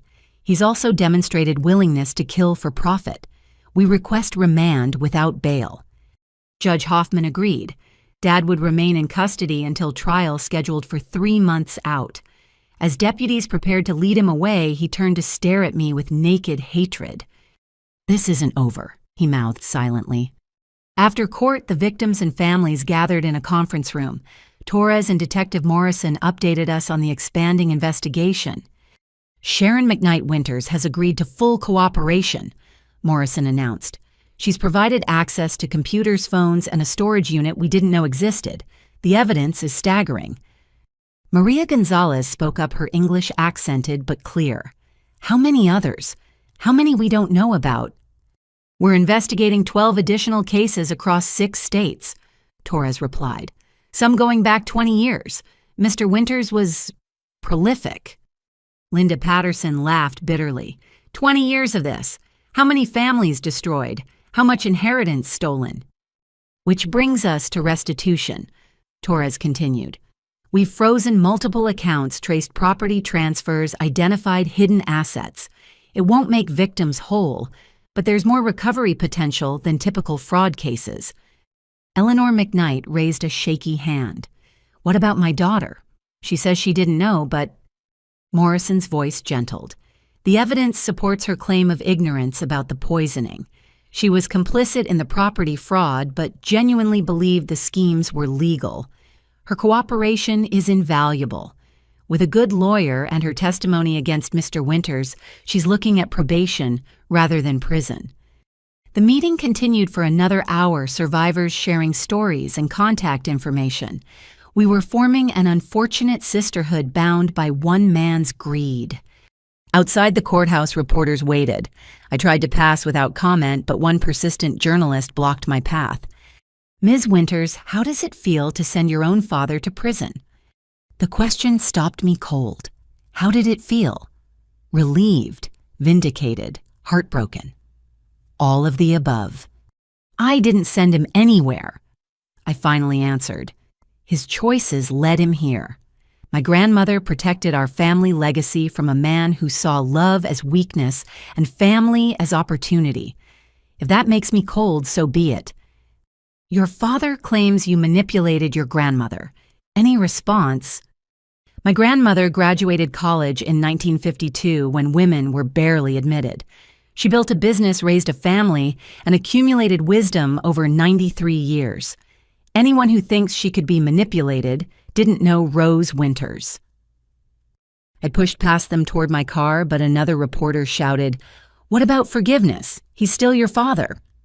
That stopped me again. I turned back, thinking of all the victims in that conference room. Forgiveness without accountability enables abuse, I said clearly. My father stole from the elderly for decades. He poisoned women for profit. He took out life insurance policies on victims, including me. Some things are unforgivable, and family doesn't exempt you from consequences. Back home, I found Sharon sitting on my porch steps, Eleanor beside her in a wheelchair. Both women looked exhausted. We need to talk, Sharon said simply. I could have refused, called the police, exercised my legal rights. Instead, I opened my door and gestured them inside. We sat in the living room, 3 women connected by one man's crimes. Sharon spoke first, words tumbling out like a confession. I met Robert at a financial planning seminar. I was broke after my second divorce, desperate to rebuild. He seemed so sophisticated, so caring. He asked about my mother within our first 3 dates, but I thought he was being thoughtful. She laughed bitterly. Every romantic gesture was calculated. The weekend trips were to research property values. The family dinners were to assess my mother's mental state. I gave him access to everything because I thought we were building a life together. When did you suspect? I asked. Little things at first. How he'd redirect conversations to inheritance pushed me to get power of attorney. But the real moment, when I found searches on his computer about benzodiazepine dosing in the elderly, I convinced myself he was researching for a relative. The truth was too horrible to accept. Eleanor reached for her daughter's hand. We all see what we want to see. I liked Robert at first, too. Charming, attentive, always bringing those special teas. Even when I started feeling confused, I blamed my age rather than suspicion. He's done this so many times, Sharon continued.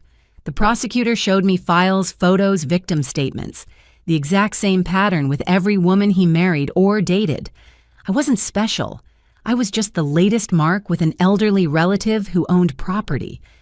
Her voice broke. I helped him forge your grandmother's will. He said it was just to scare you, make you negotiate. I knew it was wrong, but thought, God, I actually thought we were clever. I'm so sorry, Natalie. To you, to your grandmother's memory, to my mother.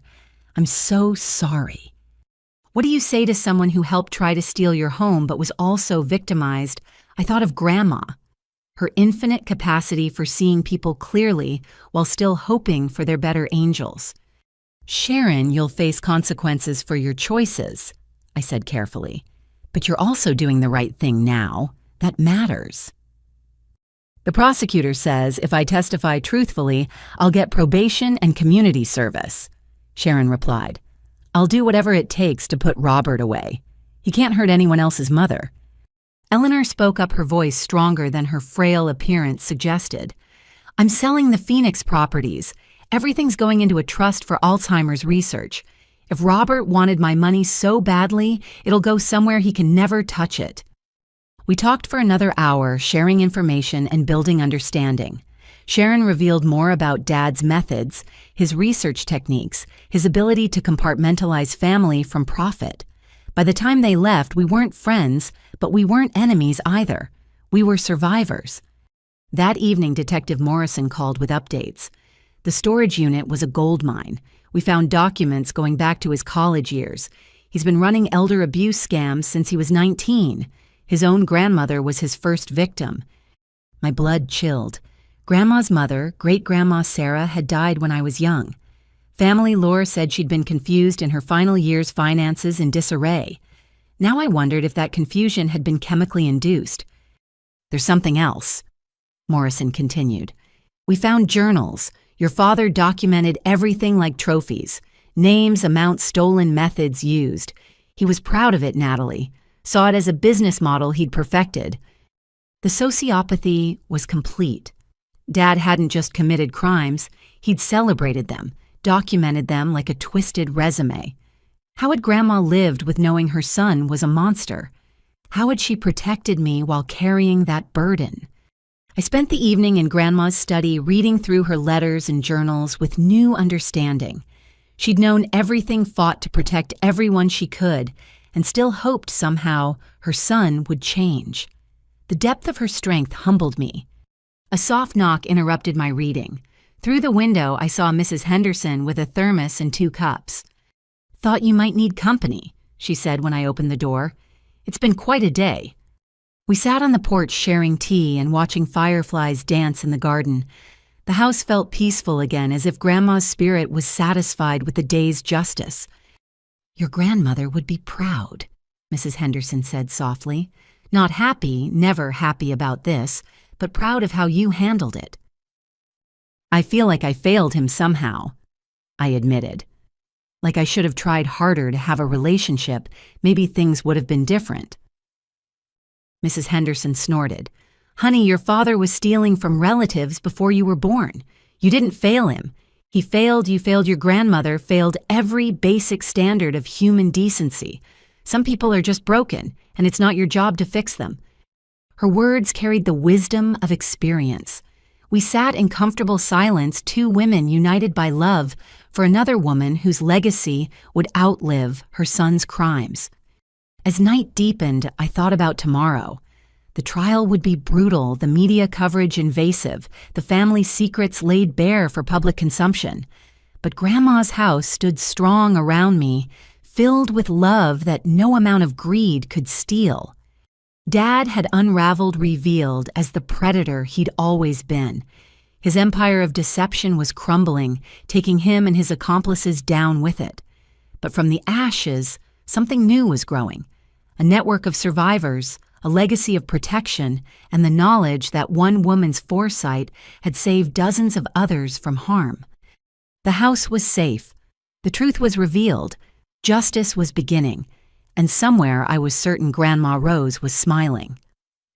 3 weeks into the pre-trial discovery phase, I sat in the prosecutor's office surrounded by bankers' boxes filled with evidence. Each box held another chapter of Dad's crimes, another family destroyed, another elderly victim betrayed. But Torres had called me in for something specific, something he'd warned would be difficult to hear. We finished analyzing the journals from the storage unit. He began, his usually confident demeanor subdued. Your father was comprehensive in his record-keeping. He documented everything, including things about your family history you might not know. He handed me a leather journal, its pages yellowed with age. Dad's handwriting from decades ago, neater and more controlled than his current scrawl, filled every line. This entry is from 1985, Torres indicated. He would have been 22. I read with growing horror. Successfully convinced Grandma Sarah to sign the power of attorney. The confusion from her medication is working perfectly. Told Mom the doctor prescribed it for anxiety, but it's really Valium from that dealer on campus. Grandma's savings should last through my senior year if I'm careful. Mom suspects nothing too trusting as always. Great-Grandma Sarah. His own grandmother, the woman who'd immigrated from Poland with nothing and built a small fortune through decades of hard work. He drugged and robbed her while still in college. It gets worse, Torres warned as I turned pages. Entry after entry detailed his schemes. He'd stolen from aunts, uncles, cousins, anyone with assets and trust in family. He documented techniques for forging signatures, optimal drug dosages for confusion, without obvious impairment ways to isolate victims from potential protectors. One entry from 1991 stopped my breath. Marie's life insurance came through. $2 million, just like I planned. Everyone believes the car accident story. Even little Natalie, though she keeps asking when Mommy's coming home. Told her heaven needed angels. The sympathy is useful. People don't suspect grieving widowers. Need to be careful with the money, though. Mom's already asking questions about my new car. I dropped the journal, my hands shaking. Marie, my mother. The car accident that had shaped my entire life. We're investigating, Torres said gently. The accident report shows brake failure on a remote road. Your mother's vehicle had been serviced 2 days before at a shop your father recommended. The shop closed years ago, but we're tracking down mechanics who worked there. The room spun. My mother hadn't died in a random accident. She'd been murdered by the man who'd vowed to love and protect her, killed for insurance money by my own father. There's more, Torres continued reluctantly. Your grandmother knew. Maybe not immediately, but eventually. We found her own journals in the materials from Mr. Harrison. She suspected, but could never prove it. It's why she changed her will, why she protected you so carefully. He showed me Grandma's journal, her familiar handwriting blurred by my tears. I've failed Marie and Sarah both. Failed to see what Robert was until too late. The police say there's no evidence that I'm a grieving mother looking for someone to blame. But I know my son. I've seen what he's capable of. All I can do now is protect Natalie. Give her the love and stability Robert would destroy. She must never know. The burden of suspecting your father of murder is too heavy for a child. I'll carry it alone. The weight of Grandma's secret pressed down on me. She'd raised me knowing her son had likely killed my mother, protecting me from that truth, while ensuring I'd never be alone with him. Every supervised visit, every excuse for why Dad couldn't take me overnight, every careful boundary, it all made terrible sense now. We need to ask, Torres said carefully. Did you ever notice anything unusual? Any memories that might help the investigation? I thought back through the fog of decades. I remember Mom and Dad fighting about money. She'd hidden bank statements, wanted to know where his salary went. The night before she died, she told me we might be living with Grandma soon. I thought she meant a visit. She was leaving him, Torres concluded. That's often the trigger in these cases. When the victim threatens the asset stream, the perpetrator escalates. A knock interrupted us. Detective Morrison entered with more files and a grim expression. We found something else. Robert Winters took out life insurance policies on dozens of people over the years. Most never knew. Some died in accidents or sudden illnesses. We're reopening 8 death investigations. 8 potential murders. My father wasn't just a thief, but possibly a serial killer who'd weaponized family trust for decades. The magnitude of evil was incomprehensible. There's a survivor who wants to meet you, Morrison added. Bethany Coleman. Her aunt died 5 years ago, shortly after Robert befriended the family. She's been investigating on her own hit Dead Ends until this case broke. I agreed to meet her, needing to connect with someone else who understood this particular horror. We met at a coffee shop downtown, 2 women bound by suspicion and loss. Bethany was younger than me, maybe late 20s, with determined eyes that had seen too much.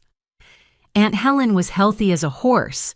She began without preamble, ran marathons at 70. Then she met Robert at a charity function. Within 6 months, she was dead from organ failure. Doctors called it natural causes, but I knew better. She'd compiled her own evidence file photos of Dad with her aunt bank statements showing suspicious transfers, medical records indicating sudden decline after perfect health.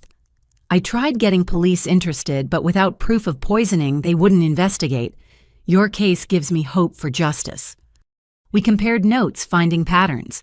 Dad targeted women, either widowed or never married those without strong family networks. He researched meticulously attended charity events and senior center gatherings, presented himself as a caring relative or romantic interest, the hunting ground of the vulnerable. He's a serial predator, Bethany said flatly. The money was just a bonus. He enjoyed the control, the deception, watching them trust him while he plotted their deaths. Her words rang true. The journals showed increasing sophistication and decreasing remorse over time. He'd evolved from desperate thief to calculating killer refining methods and expanding networks. Sharon had been his latest tool, but there would have been others if we hadn't stopped him. My phone rang, showing Mr. Harrison's number. His voice was urgent. Natalie, your father's lawyer filed a motion. He's claiming diminished capacity, saying the journals were fiction written for a novel. He wants them thrown out as evidence. The audacity was breathtaking. Caught with detailed confessions, Dad was trying to rebrand himself as a misunderstood writer. But I knew him better now, understood the depths of his narcissism.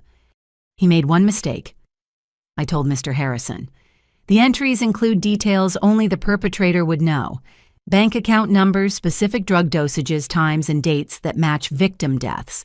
Fiction doesn't accidentally align with reality that precisely. That evening, I returned to Grandma's house to find a gathering on my lawn. Linda Patterson, Maria Gonzalez, Eleanor McKnight, Bethany Coleman, and others I didn't recognize. Victims and families united by Dad's crimes, drawn together by shared pain and determination. We're forming a foundation, Linda announced, the Rose Winters Foundation for Elder Protection. Your grandmother tried to warn people about Robert. We want to continue her work, educate families about predators who target the elderly. I stood surrounded by Dad's victims, transformed into advocates. From evil, good was growing. From betrayal, community was forming. Grandma would have loved the poetic justice of it. Inside the house, we organized. Eleanor, despite her recovery, proved a fierce strategist. Maria's children offered technical expertise. Linda brought legal knowledge from her own battles. We were building something powerful, something that would outlast Dad's legacy of theft and murder. I want to speak at the trial, Bethany declared. Even if Aunt Helen's case isn't officially part of it, people should know the scope of his crimes. Others agreed. The prosecutor had victim impact statements, but we wanted more. We wanted the world to understand that elder abuse wasn't just about money, but about destroying families, shattering trust, stealing final years that should be peaceful. As the meeting wound down, Sharon arrived with a box. She looked haggard but determined. These are from the storage unit, she explained. Photos, documents, things I think belong to victims' families. I'm trying to return what I can." The group's response was mixed, some still angry at her participation, others recognizing her effort at redemption.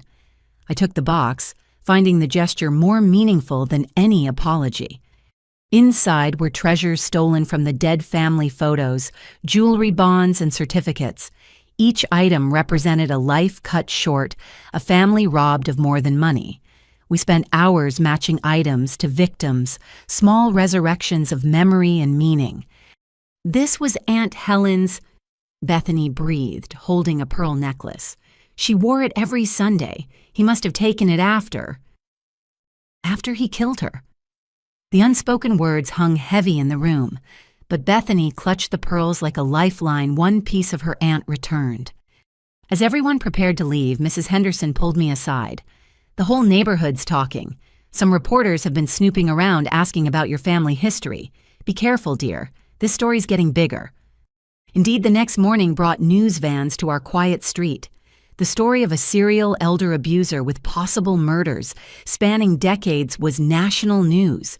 Dad's photo appeared on every channel, the charming smile now sinister with context.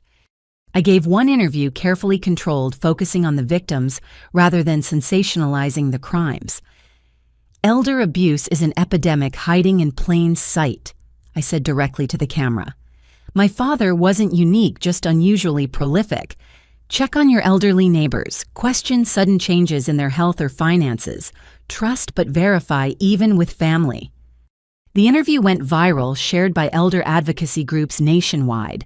Tips poured in about similar cases, suspicious deaths, elderly relatives who died after meeting charming strangers. Dad's arrest was catalyzing a national conversation about elder vulnerability. That night, I sat in Mom's old room, preserved exactly as she'd left it the morning she died. Her perfume still faintly scented the air. Her journal lay on the nightstand, final entry, cheerful with plans for a weekend trip that never happened.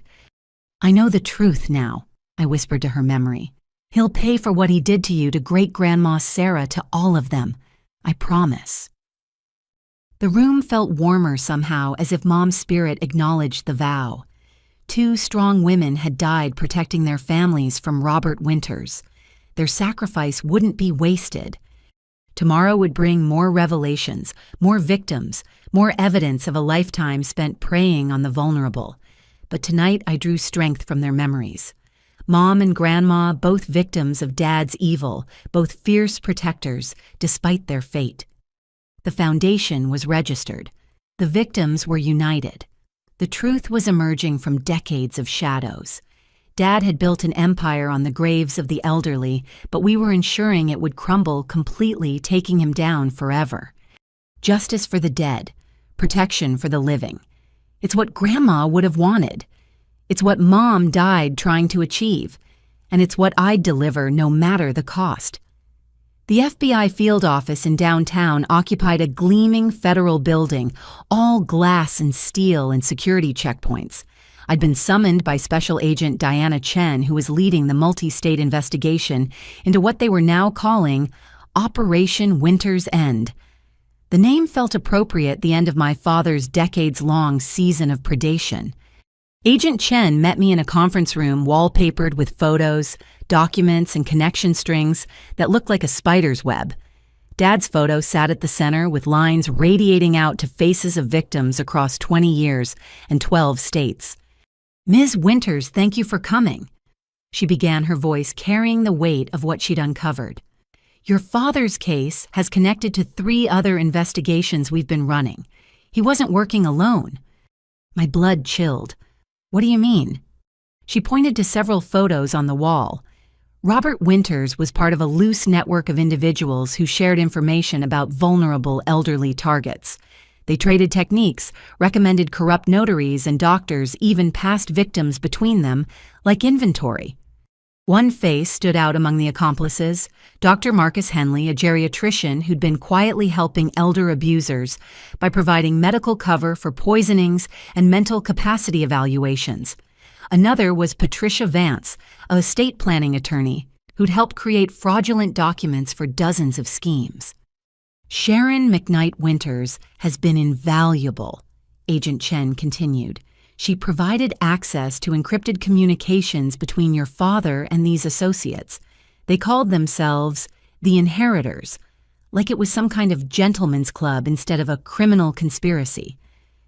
She showed me printouts of messages that turned my stomach. Dad bragging about his success rate, sharing tips on optimal drug combinations, recommending targets to associates in other states. The casualness of their evil was breathtaking. This message particularly concerns us, Agent Chen indicated, sent 2 weeks before your grandmother's death. I read Dad's words to Dr. Henley. Rose is getting suspicious. Might need your special house call soon, the one that ends with natural causes on the death certificate. He was planning to murder her. I whispered, though part of me had suspected this truth.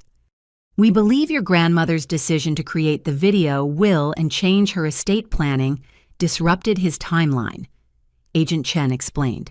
She moved too fast for him to implement his plan. Her natural death 3 years ago was just that natural despite his intentions. Relief and horror warred in my chest. Grandma had died peacefully in her sleep, but only because she'd outmaneuvered her own son's murder plot. How had she lived with such knowledge? How had she smiled at family dinners knowing what he was? There's more, Agent Chen said, pulling out another file. We've connected your father to suspicious deaths in assisted living facilities where Dr. Henley had privileges, elderly residents who died unexpectedly after recent changes to their wills. We're exhuming bodies for toxicology testing. The numbers were staggering. Potentially 30 victims over 20 years, though proving murder this long after would be challenging. Still, the pattern was clear. Dad and his network had turned elder murder into an industry. What do you need from me? I asked, though the investigation's thoroughness was already overwhelming. Access to everything your grandmother left regarding your father. She was building a case for years.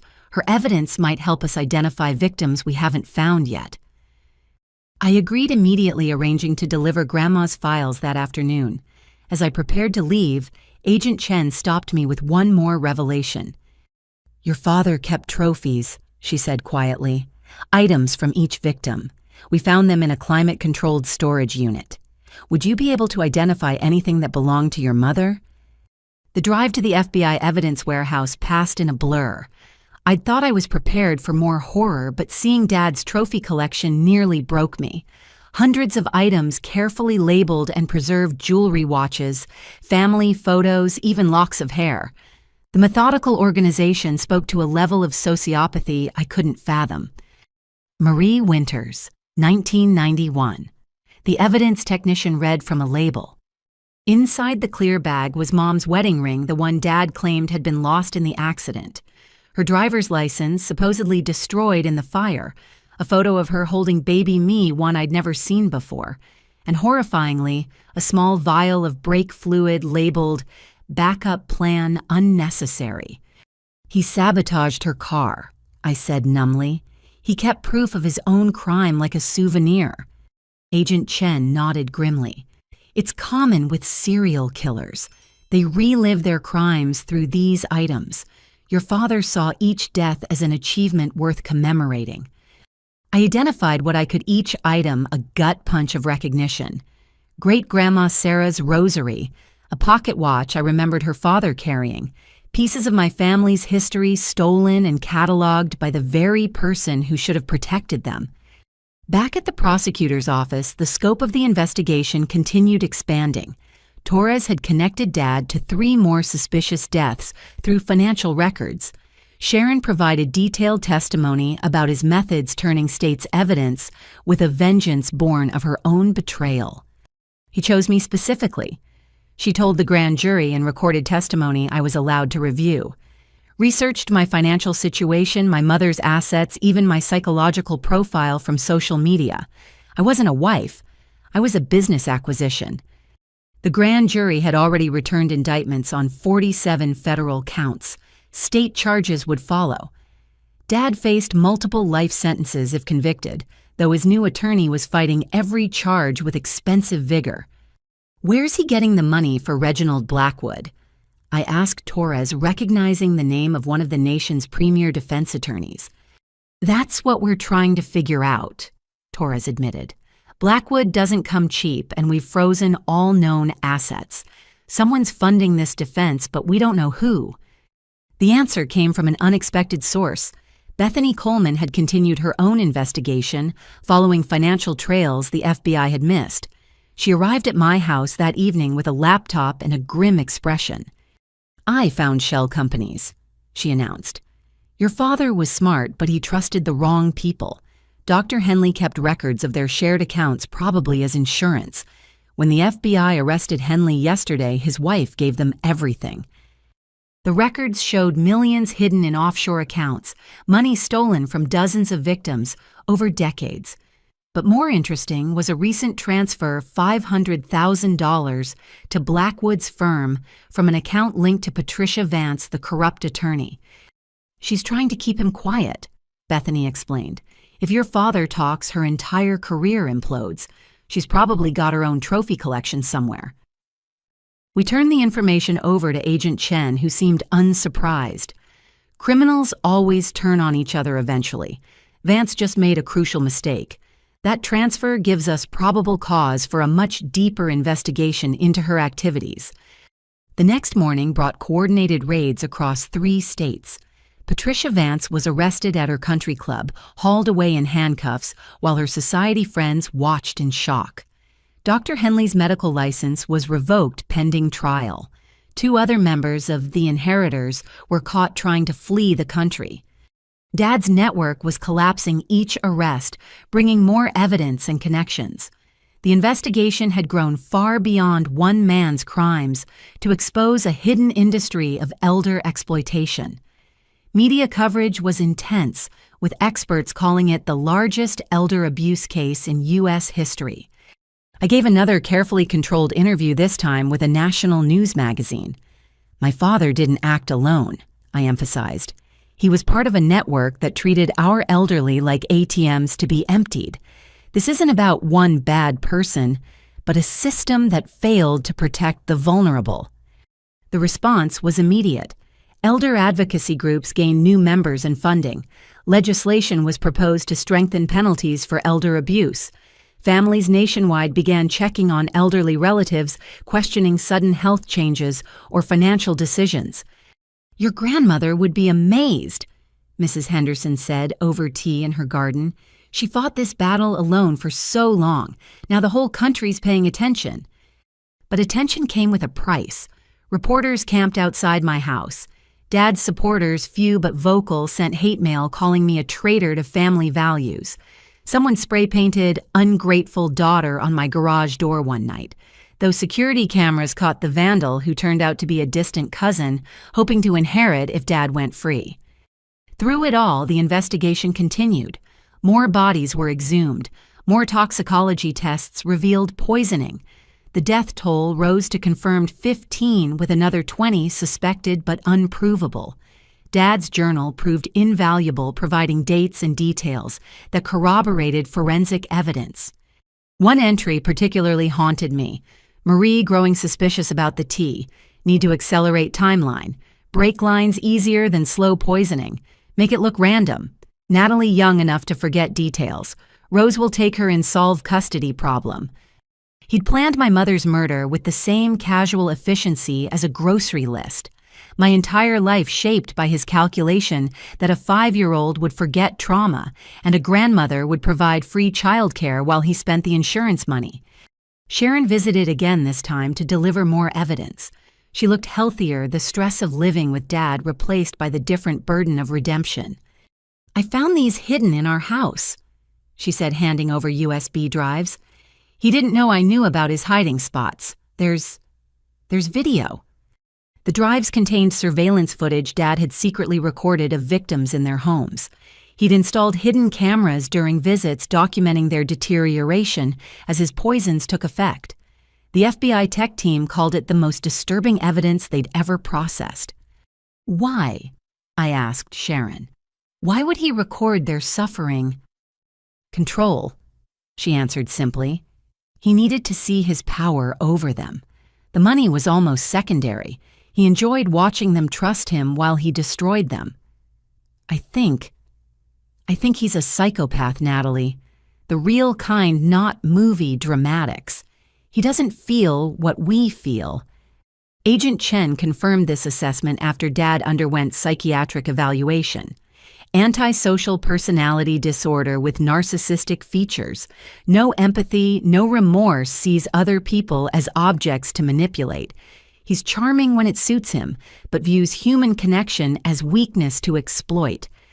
The evaluation explained so much: why he'd targeted his own family, why he'd kept trophies, why he showed no emotion during court proceedings, except rage when challenged.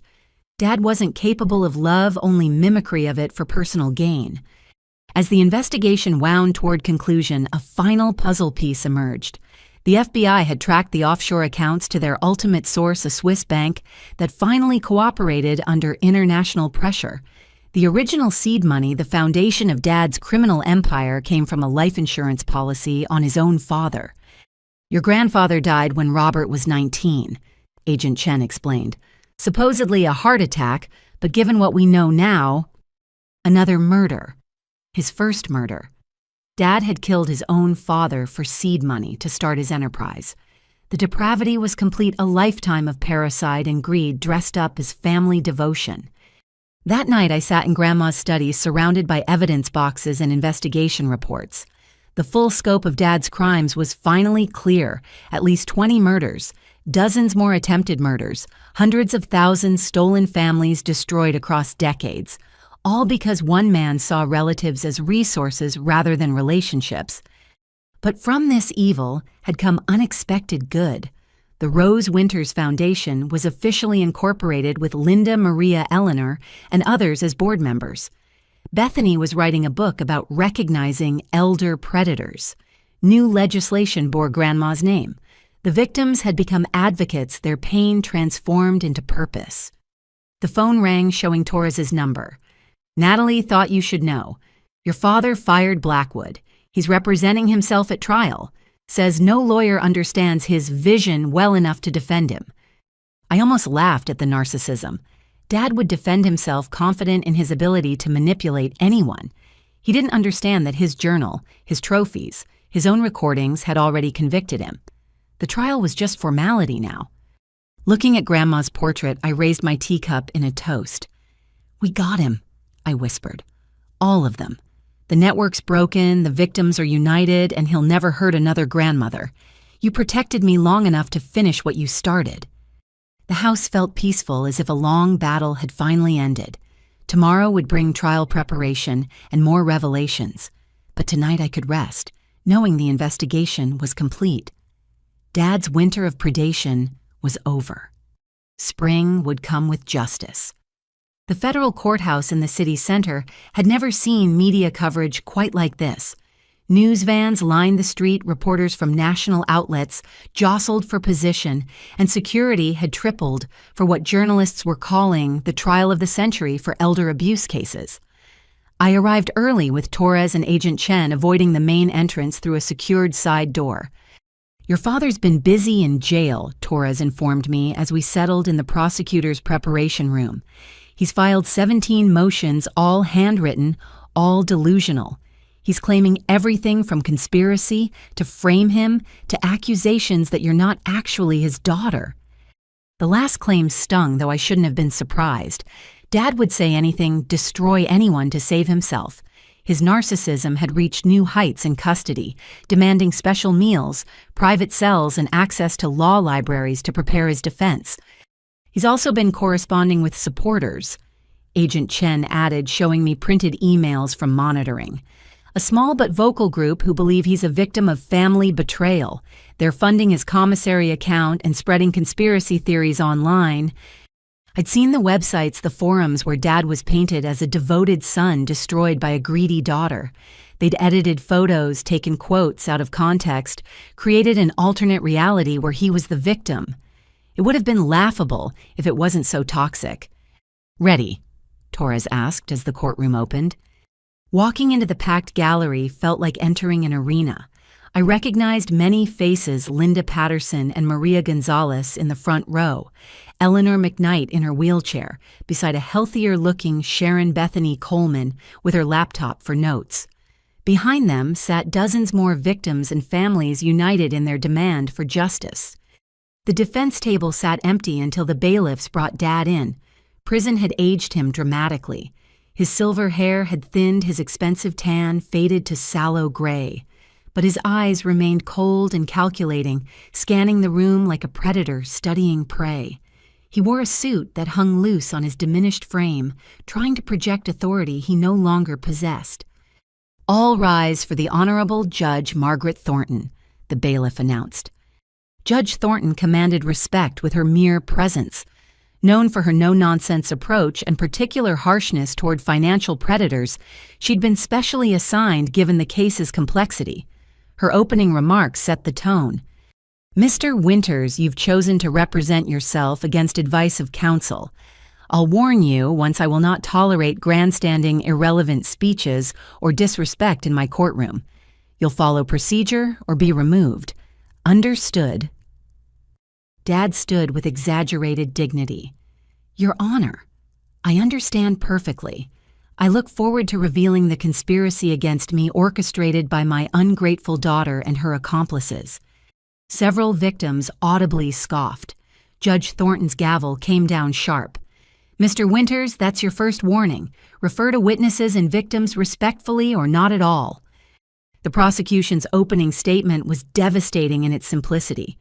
Torres laid out 20 years of predation with clinical precision, using Dad's own journals and recordings as a roadmap. The screen showed faces of the confirmed dead elderly people who'd trusted the wrong person with fatal results. "Robert Winters didn't just steal money," Torres concluded. "He stole final years, final moments, final chances to say goodbye. He turned family love into a weapon, and elderly trust into a death sentence.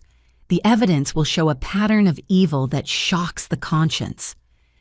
Dad's opening was exactly what I'd expected: narcissistic rambling disguised as legal argument. He claimed the journals were fiction, the recordings were edited, the witnesses were lying for money. He painted himself as a successful businessman, targeted by jealous relatives and corrupt prosecutors. "Even my own daughter," he gestured dramatically toward me, "conspires against her father for inheritance. She manipulated my poor mother, turned her against her only son. This trial is about greed, but not mine." Several jurors looked skeptical already. Dad had made the classic mistake of a narcissist, assuming his charm worked on everyone when it had long since curdled into obvious manipulation. The first witness was Sharon, who took the stand with visible nervousness but clear determination. Under Torres's gentle questioning, she laid out their relationship, the targeting of her mother, the escalating schemes. "He never loved me," she said quietly. "I was a means to an end. Every kiss, every kind word, every promise was calculated to get closer to my mother's money." Dad's cross-examination revealed his true nature. "Isn't it true you pursued me?" he demanded. "That you lied about your finances to seem more successful?" "I had $20,000 in credit card debt," Sharon replied. "You had me believing that made me worthless, that I was lucky you'd even look at me. Classic abuser tactics I learned in therapy." "Objection," Dad shouted. "She's not qualified to make psychological assessments." "Overruled," Judge Thornton said dryly. "The witness is testifying about her own experience. Continue, Ms. McKnight." Sharon detailed finding the benzodiazepine research, the forged documents, the growing realization of what she'd enabled. Her testimony about her mother's poisoning brought several jurors to tears. "He brought her tea every Sunday," Sharon said, voice breaking. "Called it their special tradition. She'd get confused after, but we blamed her age. He was poisoning my mother in front of me, and I served the cups." Dad tried to shake her testimony, but Sharon had found strength in truth. She admitted her own crimes, her willful blindness, her greed for an easier life. The honesty made her more credible, not less. Eleanor McKnight testified next, still frail but fierce with determination. She described the poisoning symptoms, the confusion, the fear of losing her mind. Photos showed her before and after, a vibrant businesswoman reduced to skeletal fragility. "I built my company from nothing," she said firmly. "Worked 70-hour weeks, sacrificed everything. Robert Winters tried to steal it all with a cup of tea and a fake smile. But I'm tougher than he thought. I survived." Dad's cross-examination of an elderly poison victim went as badly as expected. Every aggressive question made him look more monstrous. When he suggested Eleanor was exaggerating for sympathy, she fixed him with a stare that could freeze flame. "Young man," she said, though Dad was only 15 years younger, "I've negotiated with Fortune 500 CEOs and union bosses. You're just another con artist who thought an old lady would be an easy mark. You were wrong." The gallery applauded before Judge Thornton could gavel them quiet. Dad looked genuinely shocked that his charm offensive had failed so spectacularly. The forensic evidence came next. Toxicologists explained the poisoning methods, showing how benzodiazepine in specific doses created confusion without obvious sedation. Handwriting experts confirmed the forgeries. Financial analysts traced the money trails through shell companies and offshore accounts. "Mr. Winters was remarkably organized," one expert testified. "His financial records read like a masterclass in elder fraud. He documented everything, apparently believing he'd never be caught." Dad tried to challenge the evidence on technical grounds, but his legal knowledge was Wikipedia deep. Judge Thornton grew increasingly frustrated with his objections, finally threatening contempt if he continued disrupting testimony with irrelevant challenges. Then came the trophy evidence. The FBI presented the storage unit's contents with devastating effect. Item after item appeared on screen, each representing a life stolen. The jurors looked sick as the scope became clear. "These aren't souvenirs," Agent Chen testified. "They're trophies. Serial killers often keep them to relive their crimes. Mr. Winters labeled each item with victim names and dates, creating a catalog of conquests." When Mom's items appeared on screen, I had to leave the courtroom. Linda Patterson followed, finding me sobbing in the hallway. "First time's the hardest," she said gently. "Seeing proof of what you suspected. But you're strong, just like your grandmother knew you'd be. We'll get through this together."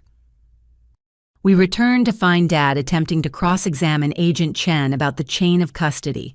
She calmly destroyed every challenge, her FBI training evident in precise answers that left no room for doubt. "Mr. Winters," she said when he persisted, "your fingerprints are on every trophy. Your handwriting is on every label. Your DNA is on items that should have been destroyed in fires or accidents. There is no question of authenticity." The most damaging testimony came from Dr. Marcus Henley, who'd flipped completely in exchange for a reduced sentence. He detailed their partnership with clinical detachment, explaining how he'd provided medical cover for murders. "Robert would identify targets, I'd become their doctor," he testified. "A little too much medication here, a misdiagnosis there. Natural causes on the death certificate, no autopsy required. We refined it to an art." "You murdered people," Torres stated flatly. "We expedited inheritances," Henley corrected with chilling calm. "Robert saw it as a business service, help families access money tied up in elderly relatives who were just lingering." The gallery erupted in disgust. Several victims' families had to be restrained. Judge Thornton threatened to clear the courtroom if outbursts continued, though her own expression showed she shared their revulsion. Dad's cross-examination of his former partner was a disaster. Henley had no loyalty left, answering every question with damning honesty. He revealed 3 murders Dad hadn't even documented, elderly patients whose deaths had been particularly profitable. "You were always sloppy," Henley told Dad directly. "Keeping trophies, writing everything down. I told you it would be your downfall, but you needed the admiration needed to relive your cleverness. Classic narcissistic behavior." Having his personality dissected by a fellow predator clearly enraged Dad. His mask slipped completely as he screamed at Henley, calling him a traitor and threatening revenge. Judge Thornton held him in contempt, ordering a recess while Dad was forcibly removed. "Ladies and gentlemen," she addressed the jury, "the defendant's behavior is not evidence of guilt, though you may consider demeanor when assessing credibility. We'll resume tomorrow after Mr. Winters has calmed himself." That evening, the victims' coalition met at my house. The trial was going better than hoped, Dad's self-representation turning into self-destruction. But the emotional toll was evident on every face. "Seeing him try to justify it," Maria said quietly, "like we deserve to be robbed because we're old, like our lives don't matter." "They matter," Bethany said firmly. "Every single life he stole matters. That's why we're here. That's why we're fighting. Not just for justice, but for recognition that elderly lives have value beyond bank accounts."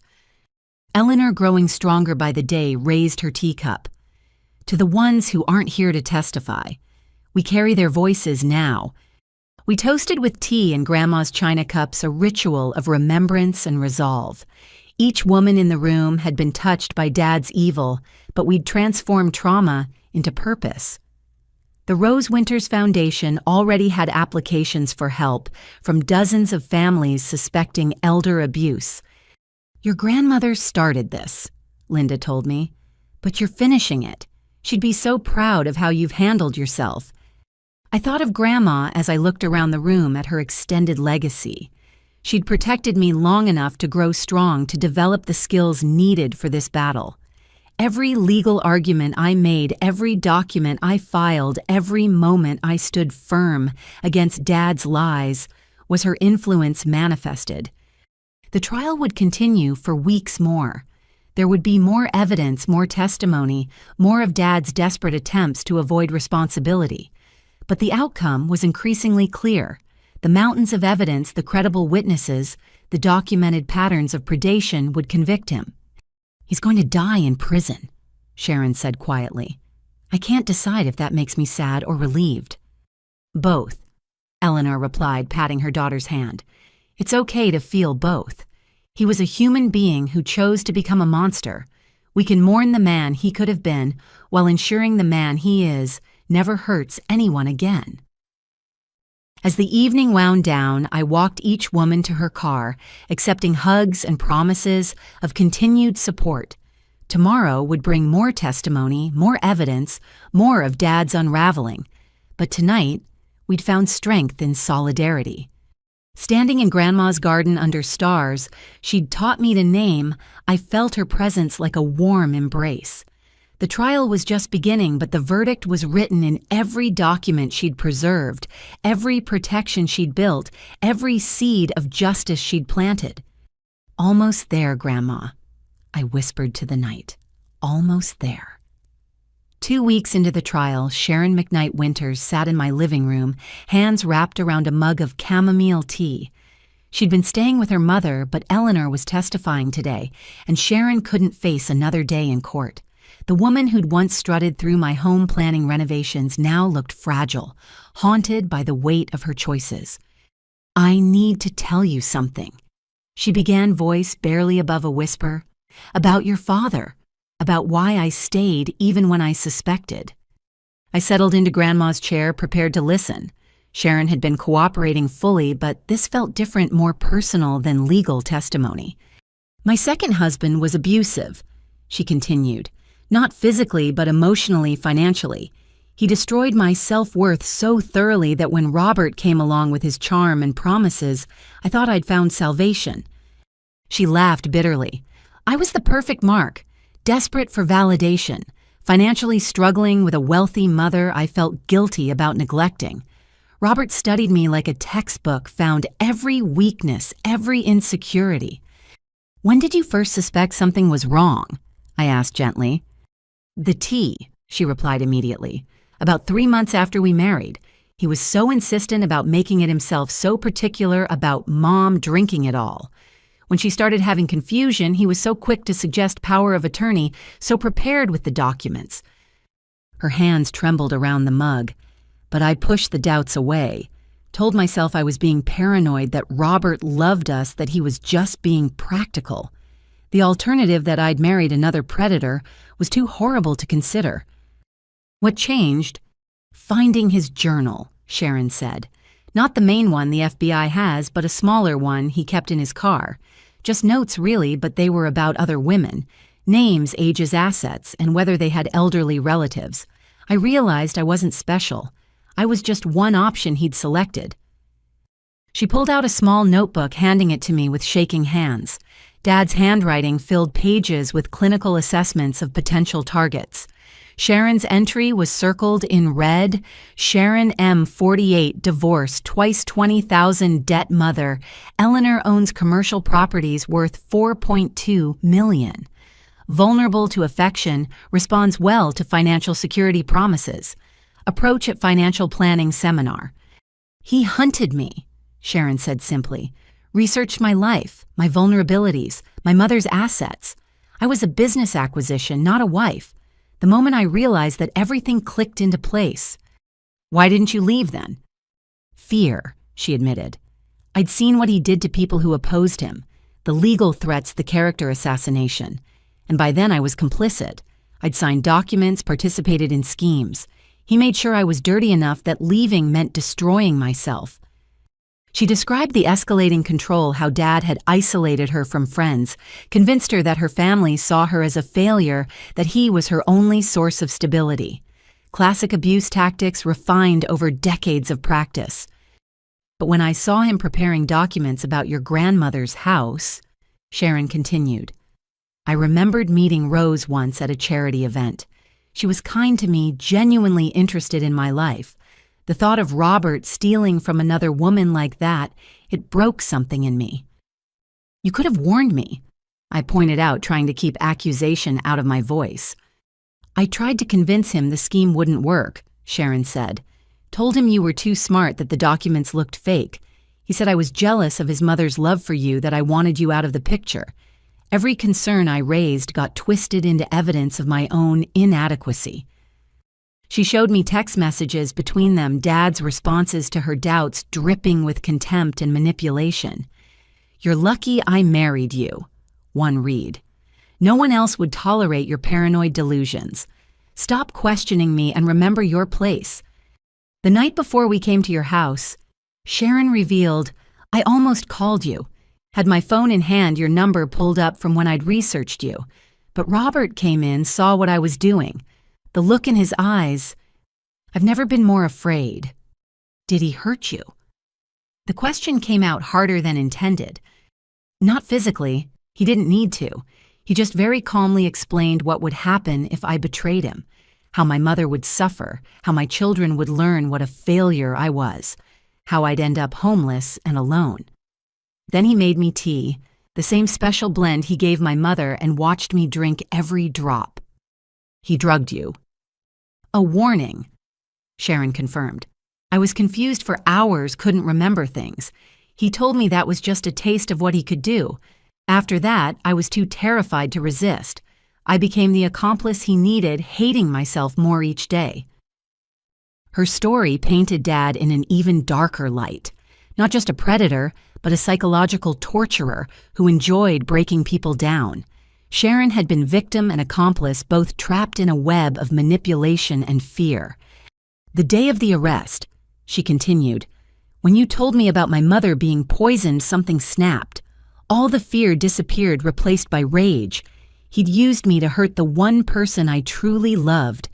That's when I decided to burn everything down, starting with him. And you have I acknowledged. Your testimony has been crucial. It's not enough, Sharon said firmly. I helped him try to steal your home, your heritage. I stood by while he planned worse. Testifying is the minimum I owe you and everyone else he hurt. She pulled out a folder thick with documents. I've been doing my own investigation, going through everything I can find, trying to identify more victims. These are people Robert researched but hadn't approached yet. I've been warning them anonymously, mostly about what nearly happened. The folder contained detailed notes on dozens of elderly individuals across multiple states. Dad's future victims saved by Sharon's intervention. It was redemption in action, each warning a life potentially saved. "There's something else," Sharon said, her voice dropping. "About your mother. Robert talked in his sleep sometimes, especially after drinking. One night, about a month ago, he was having a nightmare. He kept saying brake lines and should have used the T. I think he was reliving what he did." The confirmation hit like a physical blow, even though I'd already known the truth. Hearing that Dad still dreamed of murdering my mother, that it haunted his unconscious mind, provided a strange form of justice. He might be incapable of remorse, but his crimes followed him into sleep. "I recorded it," Sharon added quietly, "on my phone. I'd started recording him whenever possible insurance in case things went bad. The FBI has the files now, but I thought you should know. Even monsters have nightmares." We sat in silence for a while, two women bound by one man's evil. Sharon had made terrible choices, but she'd also been systematically broken down by a master manipulator. Her redemption couldn't erase her crimes, but it could prevent future ones. "I'm starting therapy," she said eventually, "trying to understand how I became someone who could participate in elder abuse. The therapist says I was trauma bonded, that Robert triggered responses from my previous abuse. It doesn't excuse anything, but maybe understanding helps prevent it happening again." "What will you do after the trial?" I asked. "Community service isn't enough," Sharon replied with surprising firmness. "I want to work with the foundation you're building. Not in any leadership role, I know that's impossible. But maybe I can help identify warning signs, share what I learned about how predators choose accomplices." It was a complicated request. Many victims wouldn't want Sharon anywhere near the foundation, but her inside knowledge could be valuable. Her story, a warning to others who might be slowly pulled into similar schemes. "I'll discuss it with the board," I promised. "No guarantees, but we'll consider it." Sharon nodded, understanding the generosity even in that limited offer. "There's one more thing. About the house, your grandmother's house. Robert had backup plans if the will scheme failed. He'd researched contractors who do insurance fraud, looked into ways to damage the property that would look accidental. He was never going to stop." The revelation shouldn't have surprised me, but it did. Even failing Dad would have tried to destroy what he couldn't steal. The house that represented love and family to me was just an asset to him, worthless if he couldn't monetize it. "He hated that your grandmother loved you more," Sharon observed. "Every time he mentioned you, there was this rage underneath. You represented his failure proof that Rose saw through him. The house was just a symbol. He wanted to hurt you, not just rob you. He succeeded in that," I admitted. "Learning about my mother, seeing what he was capable of, there's no coming back from that." "But you're still standing," Sharon pointed out. "The house is safe, the foundation is growing, and he's going to prison forever. You won, Natalie. Despite everything he threw at you, you won." Eleanor's testimony that afternoon was powerful. She'd returned to her business empire's commanding presence, describing the poisoning with clinical detail that made several jurors visibly angry. Her love for Sharon was evident, but so was her determination to see justice done. "My daughter was a victim too," Eleanor stated firmly when asked about Sharon's involvement. "Robert Winters is a predator who specialized in breaking down women to access their relatives. Sharon will face consequences for her choices, but the real monster is sitting right there." She pointed at Dad with a steady finger. He tried to maintain his composure, but Eleanor's accusation clearly rattled him.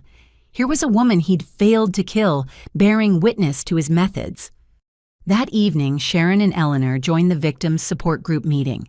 The reception was mixed, some victims still angry at Sharon's participation, others recognizing a fellow survivor. Linda Patterson, ever the voice of pragmatic compassion, addressed the elephant in the room. "Sharon made choices that hurt people," Linda said directly. "But she's also proof of how these predators operate, how they recruit accomplices, how they build networks of complicity. Learning from her mistakes might save others." The group slowly opened to Sharon's presence, especially when she shared her documentation of Dad's research methods. Her notes on his manipulation tactics were particularly valuable, showing how predators identified and exploited specific vulnerabilities. He kept score, Sharon revealed to the group. Not just money stolen, but people broken. He had a ranking system for how thoroughly he'd destroyed someone's life. Extra points if they never recovered if they died believing he loved them. The systematic cruelty took everyone's breath away. This wasn't crime of opportunity, but calculated sadism disguised as family relationships. Dad had gamified elder abuse, turning it into a scoring system for his own entertainment. Bethany Coleman studied Sharon's notes with intense focus. "This is invaluable for my book," she said. "Understanding the predator's perspective, how they choose victims and accomplices. With your permission, Sharon, I'd like to interview you extensively." "Anything that helps," Sharon agreed immediately. "If one person avoids falling into a similar trap, maybe I can balance the scales a little." The meeting evolved into a strategy session for the foundation. With Sharon's inside knowledge and the group's collective experience, we developed screening tools for identifying potential elder abuse situations. Red flags that seemed obvious in hindsight became teaching points for future prevention. "Isolation is key," Maria's daughter Angela noted, typing rapidly on her laptop.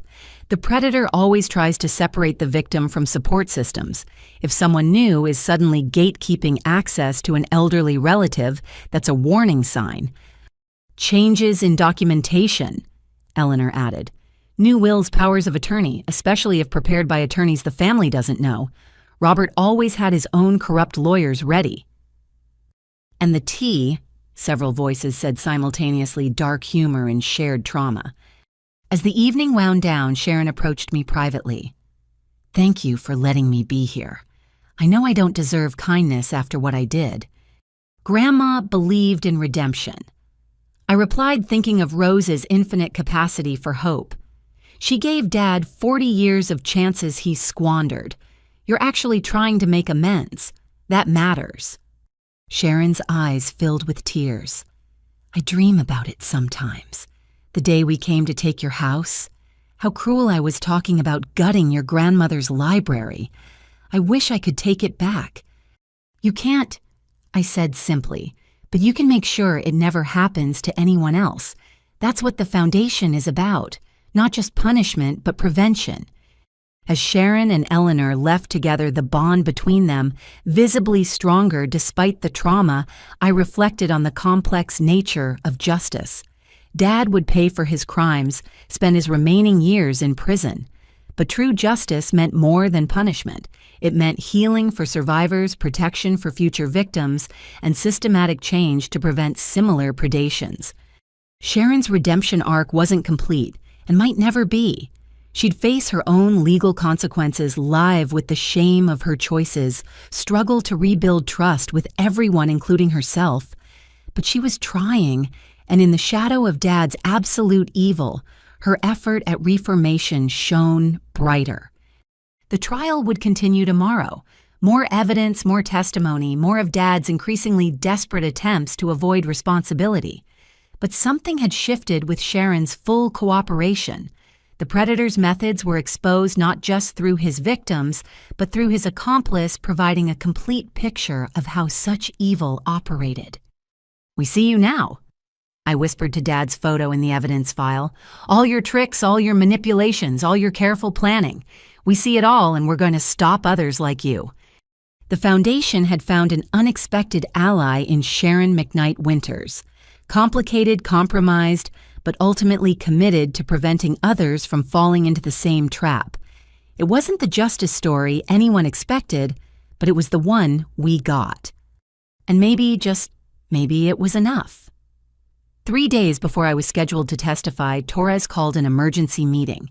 His usually calm demeanor showed cracks of concern as he spread new documents across the conference table. "Your father's been busy in jail," he began. "He's filed a motion claiming incompetent counsel, saying his previous attorney, the one he fired, sabotaged his case. He wants a mistrial." "Can he do that?" My stomach clenched at the thought of starting over. "He can try," Torres replied. "But Judge Thornton isn't easily fooled. The bigger issue is this." He pushed a handwritten document toward me. He's subpoenaed character witnesses, including some names that surprised us. I read through the list, recognizing most as distant relatives or former business associates. But 3 names made my blood run cold: Jennifer Walsh, my college roommate; David Chen, my ex-fiancé; and Patricia Simmons, my therapist from a decade ago. "He can't subpoena my therapist," I protested. "That's privileged." "He's not asking for therapy records," Torres explained. "He's calling her as a character witness, claiming she can testify to your manipulative personality and pathological need for control. It's nonsense, but it shows he's been researching your life extensively." The violation felt profound. Dad had investigated my past, looking for ammunition to destroy my credibility. The college roommate I'd lost touch with, the relationship that ended amicably, the therapist I'd seen during law school stress, all dragged into his twisted narrative. "We need to prepare you," Agent Chen said, joining the conversation. "His strategy is clear: paint you as a calculating daughter who manipulated Rose into cutting him out. He'll try to trigger emotional responses, make you look unstable or vindictive. He knows your buttons," Torres added. "Every parent does. He'll use that knowledge to try to break you on the stand. We need to practice until you can face anything he throws at you without flinching." The next 3 days became intensive preparation. Torres and his team ran mock cross-examinations, each more brutal than the last. They dredged up every failure, every mistake, every moment of doubt in my life. "Isn't it true you failed the bar exam on your first attempt?" the mock prosecutor pressed. "Yes," I replied calmly as coached. "Like 30% of test takers. I studied harder and passed the second time." "You were in therapy during law school. Why?" "Academic stress and grief processing after my grandmother's best friend died. Seeking mental health support shows wisdom, not weakness." They threw Dad's likely accusations at me relentlessly: that I'd poisoned Grandma against him, that I'd manipulated her will, that I was money-hungry, vindictive, a disappointment as a daughter. Each attack stung, but repetition built armor. "He'll try to make you angry," Torres warned. "Anger makes people sloppy, say things they regret. Stay calm, stick to facts, don't let him bait you into emotional responses."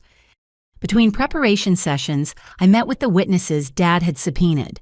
Jennifer Walsh, now a suburban mother of 3, was bewildered by the summons. "I haven't talked to you in 10 years, she said over coffee. "What could I possibly say about your character?" "He's fishing," I explained. "Looking for anything negative. Did we ever fight? Did I ever do anything he could twist?" Jennifer thought carefully. "You were studious, maybe a little uptight about grades. Oh, and you once reported our suite-mate for stealing food. But that's hardly character assassination material." We strategized responses to potential questions, Jennifer promising to be brief and factual.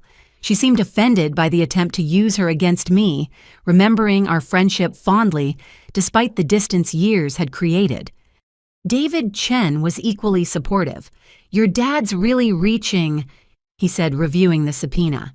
"We dated for 2 years, broke up because of career geography, stayed friends. What's he hoping I'll say?" "Probably that I'm controlling or manipulative," I guessed. "He needs to establish a pattern of behavior." "The only pattern I remember is you bringing me soup when I was sick and proofreading my dissertation." David laughed. "If caring about people is manipulation, we're all guilty." The therapist meeting required more delicacy. Dr. Patricia Simmons maintained professional boundaries while explaining what she could and couldn't say. "I can confirm you were my patient and speak to general observations about your character," she said carefully. "I cannot discuss treatment specifics. If he pushes for protected information, I'll invoke privilege." "What do you remember about my general character?" I asked, curious myself after so many years.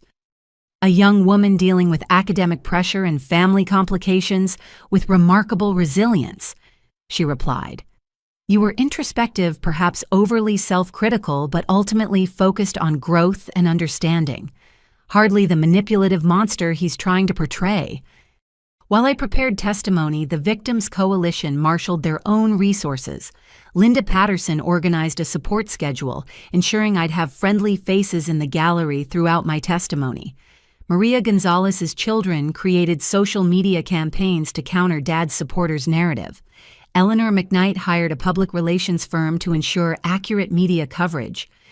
"We won't let him isolate you," Linda declared at an emergency meeting. "That's what predators do, make victims feel alone.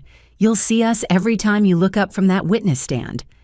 Bethany Coleman had been researching Dad's supporters, discovering most were connected to earlier schemes. "3 are former accomplices who escaped prosecution," she reported. "2 are family members of other perpetrators. They're not defending your father so much as defending the entire ecosystem of elder abuse." The revelation that Dad was part of a larger network still actively operating fueled our determination. This trial was about more than one man's crimes. It was about exposing and destroying an entire predatory system. Mrs. Henderson and the Neighborhood Watch increased their vigilance as the trial approached its climax. She reported suspicious cars driving slowly past my house, individuals photographing the property. "Your father's supporters are getting bold," she warned. "Keep your security system armed. Don't answer the door for strangers." The threat felt real but distant, overshadowed by preparation for testimony. Torres ran through my testimony outline repeatedly, ensuring every word was precise, every emotion controlled. "Remember, you're not just a victim," he emphasized. "You're a witness to patterns of abuse spanning decades. Your testimony connects dots the jury needs to see. Stay focused on that larger purpose." The night before my testimony, I couldn't sleep. I wandered Grandma's house, drawing strength from every familiar corner. In her study, I found a letter she'd written but never sent, addressed to me. "My dearest Natalie, if you're reading this, the storm has come. I've prepared you as best I could, teaching you strength disguised as gardening lessons, courage wrapped in bedtime stories. Your father will try to break you with words as he broke others with schemes. But you are not breakable. You are my granddaughter, heir to generations of women who survived worse and thrived despite it. Speak your truth. Honor the dead. Protect the living. I am with you always. Love, Grandma." I folded the letter carefully, planning to carry it in my suit pocket tomorrow, a talisman of love against Dad's hatred. Sharon called near midnight, her voice thick with emotion. "I know I have no right to offer support, but I wanted you to know I'll be there tomorrow. What he did to your mother, to all of them, it needs to be said. You're brave to face him." "We're all brave," I corrected. "Every person who testifies who stands up to predators like him. You included Sharon. Your testimony helped build this case." "It's not enough," she said quietly. "But tomorrow, watching you face him down, maybe that's another step toward redemption." As dawn approached, I prepared carefully. The charcoal suit that made me feel powerful, Grandma's engagement ring on my right hand, minimal makeup hair in a simple style that couldn't distract. Every choice deliberate, presenting myself as the competent attorney and loving granddaughter I was. Torres met me at the courthouse's secure entrance. "Ready?" "No," I admitted, "but I'll do it anyway." "That's courage," he said simply. "Doing what's necessary despite fear. Your grandmother would be proud." The courtroom was packed, every seat filled with victims, supporters, media, and Dad's small but vocal contingent. I took the witness stand, placing my hand on the Bible, swearing to tell the truth. The same oath Dad had taken while lying through every word. Judge Thornton nodded to Torres. "You may begin." As Torres led me through preliminary questions, establishing my relationship to Dad and Grandma, I found my rhythm. The preparation paid off, answers flowing smoothly, emotion present, but controlled.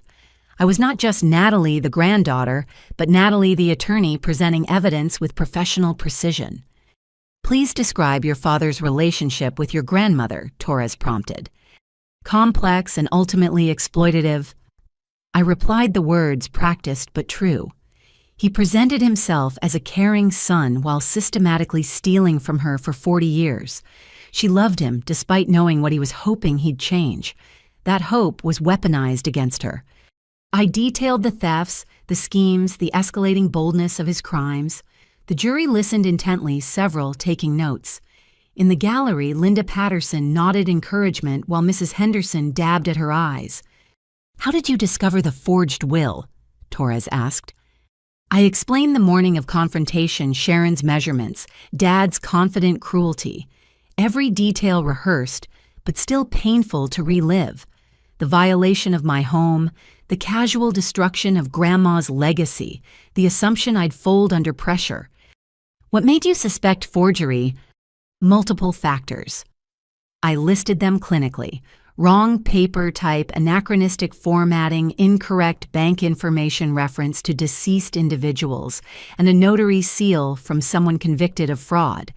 My grandmother was meticulous. This document was amateur in comparison. Torres walked me through the evidence systematically. The video testimonies, the journals, the expanding investigation. I explained each piece's significance, connecting dots for the jury, building the narrative of a lifetime predator finally caught. "The defense will claim you manipulated your grandmother," Torres warned. "How do you respond?" "My grandmother graduated college when women were barely admitted, built a business, raised a family, accumulated wisdom over 93 years. I said, firmly meeting Dad's glare. "She was brilliant, independent, and absolutely nobody's fool.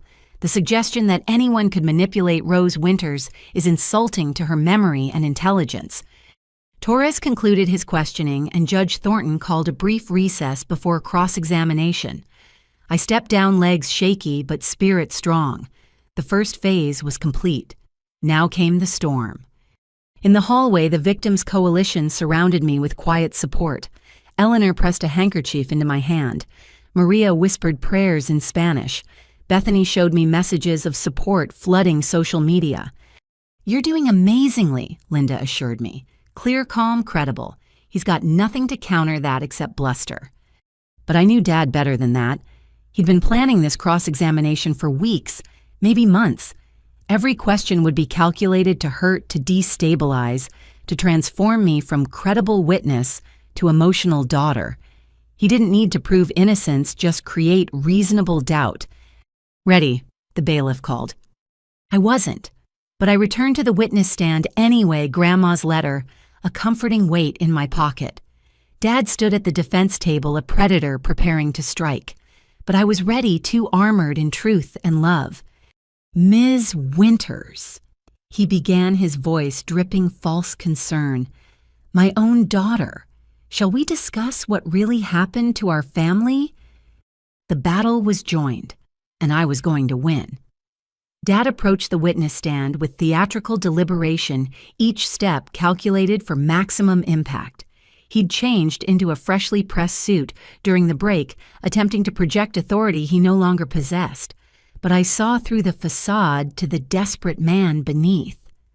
"Ms. Winters," he began, emphasizing the formality, "you claim I stole from your grandmother for 40 years. Do you have any proof from before 2010?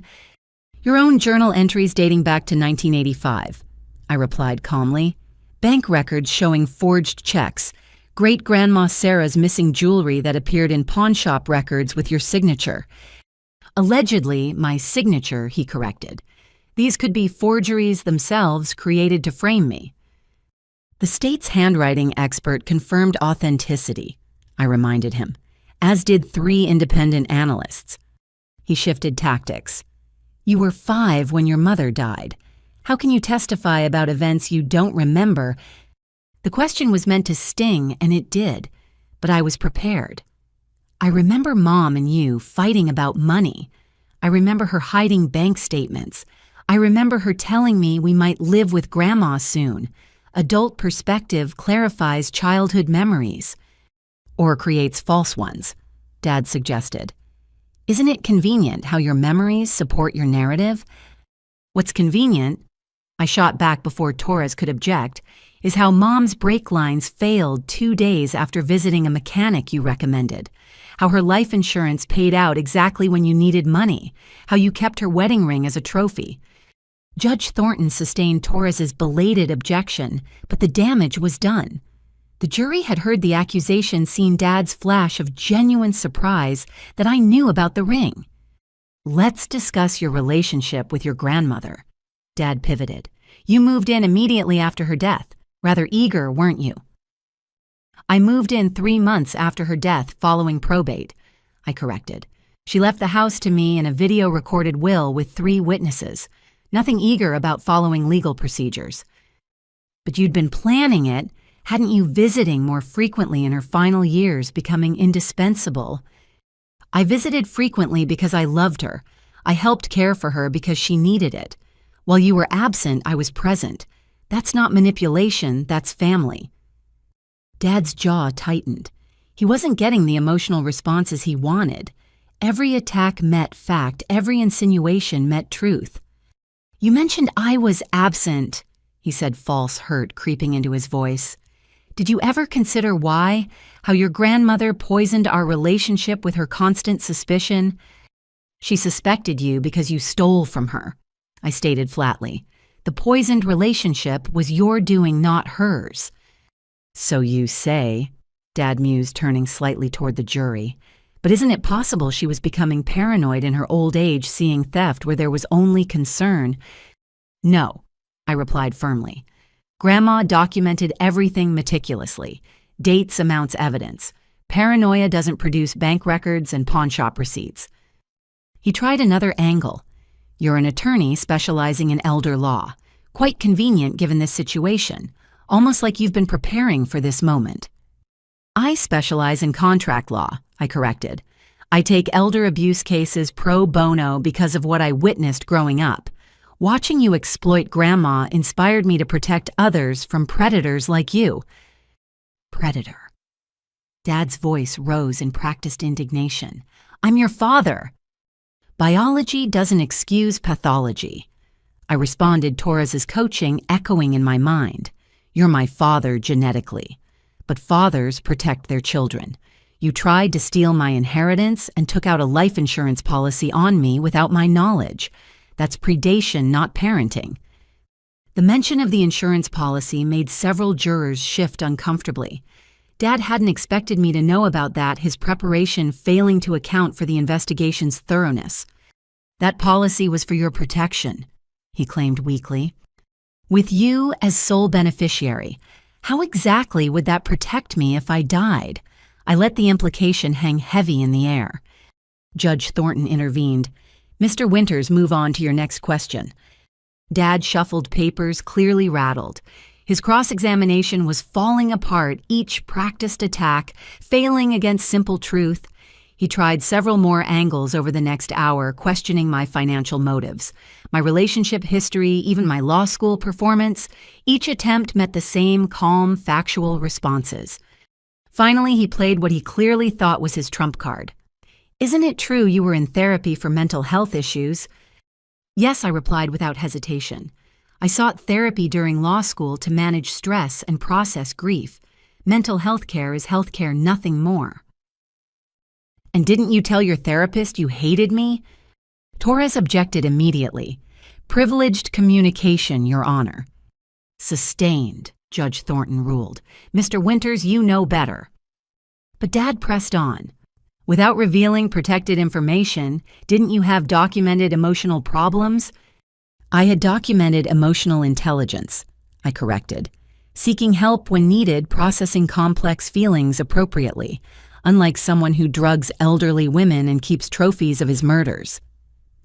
"Objection!" Dad shouted at his own witness.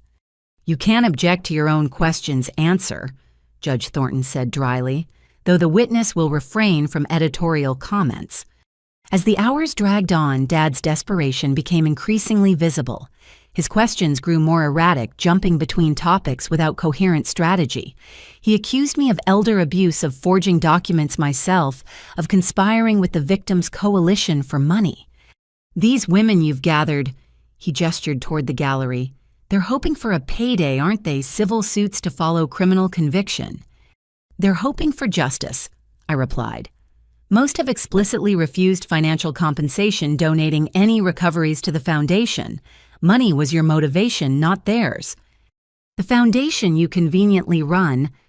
The foundation has an independent board of directors. I'm not even a voting member.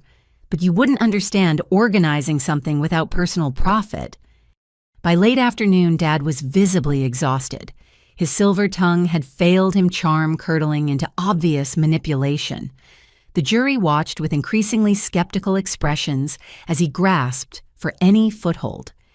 "One final question," he announced, though Judge Thornton looked ready to end the circus. "Do you love me?" The courtroom went silent. It was a trap, of course. Say yes, and he'd use it to argue forgiveness. Say no, and he'd paint me as heartless. "I love who you could have been," I answered carefully. "I mourn the father you chose not to be, but I cannot love someone who murdered my mother, poisoned grandmothers, and destroyed families for profit. Love requires humanity you've proven incapable of demonstrating." Dad stared at me for a long moment, perhaps seeing clearly for the first time that his daughter was beyond manipulation. Then he spoke words that would haunt me forever. "Your mother said the same thing, right before her accident." The courtroom erupted. Torres was on his feet objecting. Judge Thornton was banging her gavel. Several victims in the gallery gasped or cried out. But I sat frozen, the admission hanging in the air like a confession. "Mr. Winters." Judge Thornton's voice could have cut steel. "Did you just confess to murdering Marie Winters?" Dad's face went white as he realized what he'd said. "I meant, that's not... I want to invoke my Fifth Amendment rights." "Too late for that in your own defense," the judge replied. "The jury will note the defendant's statement. Ms. Winters, do you need a moment?" I shook my head, finding my voice. "No, Your Honor. I'm ready to continue." But there was nothing left to continue. Dad slumped back to the defense table, his accidental confession rendering further questions moot. Torres wisely had no redirect, letting Dad's words echo in the silence. As I stepped down from the witness stand, the gallery erupted in whispered conversations. Linda Patterson was crying. Eleanor McKnight looked grimly satisfied. Sharon had her face in her hands, shoulders shaking. The trial continued for 2 more days, but the outcome was decided in that moment. Dad's remaining witnesses were perfunctory character references who seemed embarrassed to be associated with him. His closing argument rambled about conspiracy and persecution, but his heart wasn't in it. Torres's closing was masterful, weaving together 20 years of predation into a narrative of evil hidden behind family ties. He played clips from Dad's accidental confession, from victim testimonies from the video Will Grandma had made. Robert Winters killed his own mother emotionally, if not physically, Torres concluded. He murdered his wife for insurance money. He poisoned elderly women for sport and profit. He kept trophies like a serial killer, because that's what he is, a serial killer who used trust as his weapon. Justice demands he never harm another grandmother, another mother, another family again. The jury deliberated for less than 3 hours. As we waited in the courthouse cafeteria, the Victims' Coalition surrounded me with support. We didn't talk about the trial or the expected verdict. Instead, we shared stories about the loved ones we'd lost, the memories Dad couldn't steal. When the bailiff announced the jury had reached a verdict, we filed back in solemnly. Dad sat alone at the defense table, his few supporters having abandoned him after the confession. He looked smaller, somehow. Ordinary evil, stripped of its camouflage.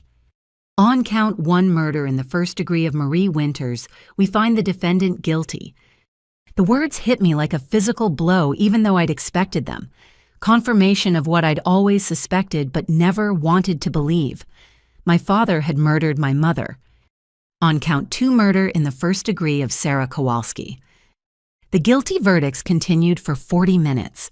Murder, attempted murder, fraud, elder abuse, conspiracy. Guilty on all 47 federal counts. The jury had believed us, believed, the evidence believed that evil could wear a father's face. Judge Thornton thanked the jury for their service, then turned to Dad. Mr. Winters, you've been found guilty of crimes that shock the conscience. You betrayed the most fundamental human trusts, turning family into a hunting ground. Sentencing is scheduled for next month, but I'll note the federal guidelines suggest multiple life sentences. As the guards prepared to lead Dad away, he turned to look at me one last time. No remorse in his eyes, no recognition of wrongdoing, just cold hatred for the daughter who'd exposed him. "This isn't over," he mouthed silently. But he was wrong. It was over.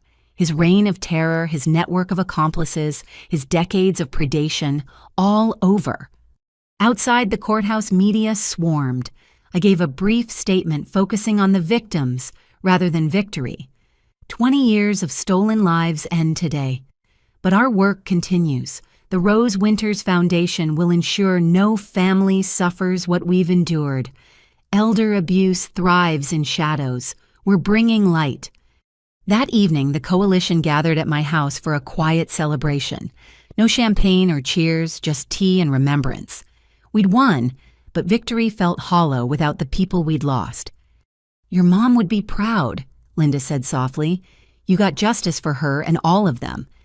Sharon attended, still fragile but determined to make amends. "I know it doesn't mean much, but I'm sorry. For everything. For helping him, for not seeing what he was, for the pain I caused." "It means something," Eleanor assured her daughter. "Apologies don't erase harm, but they start healing. That's all any of us can do now, heal and help others." As the evening wound down, I found myself in Grandma's garden. The heritage tomatoes were blooming, defying Dad's plans to destroy them. Life persisting despite attempts to uproot it. Mrs. Henderson joined me as I'd known she would. "Quite a day," she observed. "Rose always knew it would come to this, prepared you for it without you even knowing." "She protected me while teaching me to protect myself," I agreed. "Even gone, she's still taking care of me." "And now you're taking care of others," Mrs. Henderson pointed out. "The foundation, the advocacy, the example you've set. Rose's legacy lives on through you." That night, I sat in Grandma's study writing the first newsletter for the Rose Winters Foundation. We'd already received dozens of applications for help families suspicious about sudden changes in elderly relatives' behavior or finances. Each case would be investigated, support provided, predators exposed. Dad would spend his remaining years in prison, but his legacy would be the foundation that prevented others like him. Every grandmother protected, every family saved, every predator stopped would be another repudiation of his evil. The trial was over. The verdict was delivered. Justice, imperfect but real, had been served. And somewhere I was certain Mom and Grandma were finally at peace. 6 weeks after the verdict, I stood in the federal courthouse for Dad's sentencing. The courtroom was packed again, but the energy felt different. Less tension, more resolution. The victims' coalition filled the gallery, some wearing photos of lost loved ones like talismans. Dad entered in shackles, the orange jumpsuit hanging loose on his diminished frame. Prison had aged him rapidly, silver hair now completely white, the practiced charm replaced by hollow rage. He'd filed 17 appeals from his cell, all denied the legal system, finally immune to his manipulations. Judge Thornton reviewed the pre-sentencing report with visible disgust. "Mr. Winters, in my 30 years on the bench, I've rarely seen such calculated evil. You didn't just steal money. You stole final years, final moments, final chances for families to say goodbye. You murdered your own wife, leaving your daughter motherless for profit." She continued through the victim impact statements that had been submitted. 23 families had written about their losses, the ripple effects of Dad's crimes across generations. Children who'd lost inheritances, grandchildren who'd lost grandparents, spouses who'd watched loved ones deteriorate from mysterious illnesses. "Does the defendant wish to make a statement?" Judge Thornton asked. Dad stood slowly, his prepared speech clutched in shaking hands. But instead of reading it, he turned to stare at me with naked hatred.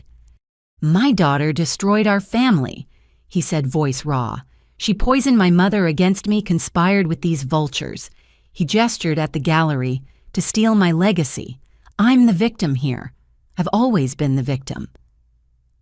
The delusion was complete. Even facing life in prison, Dad cast himself as the wronged party.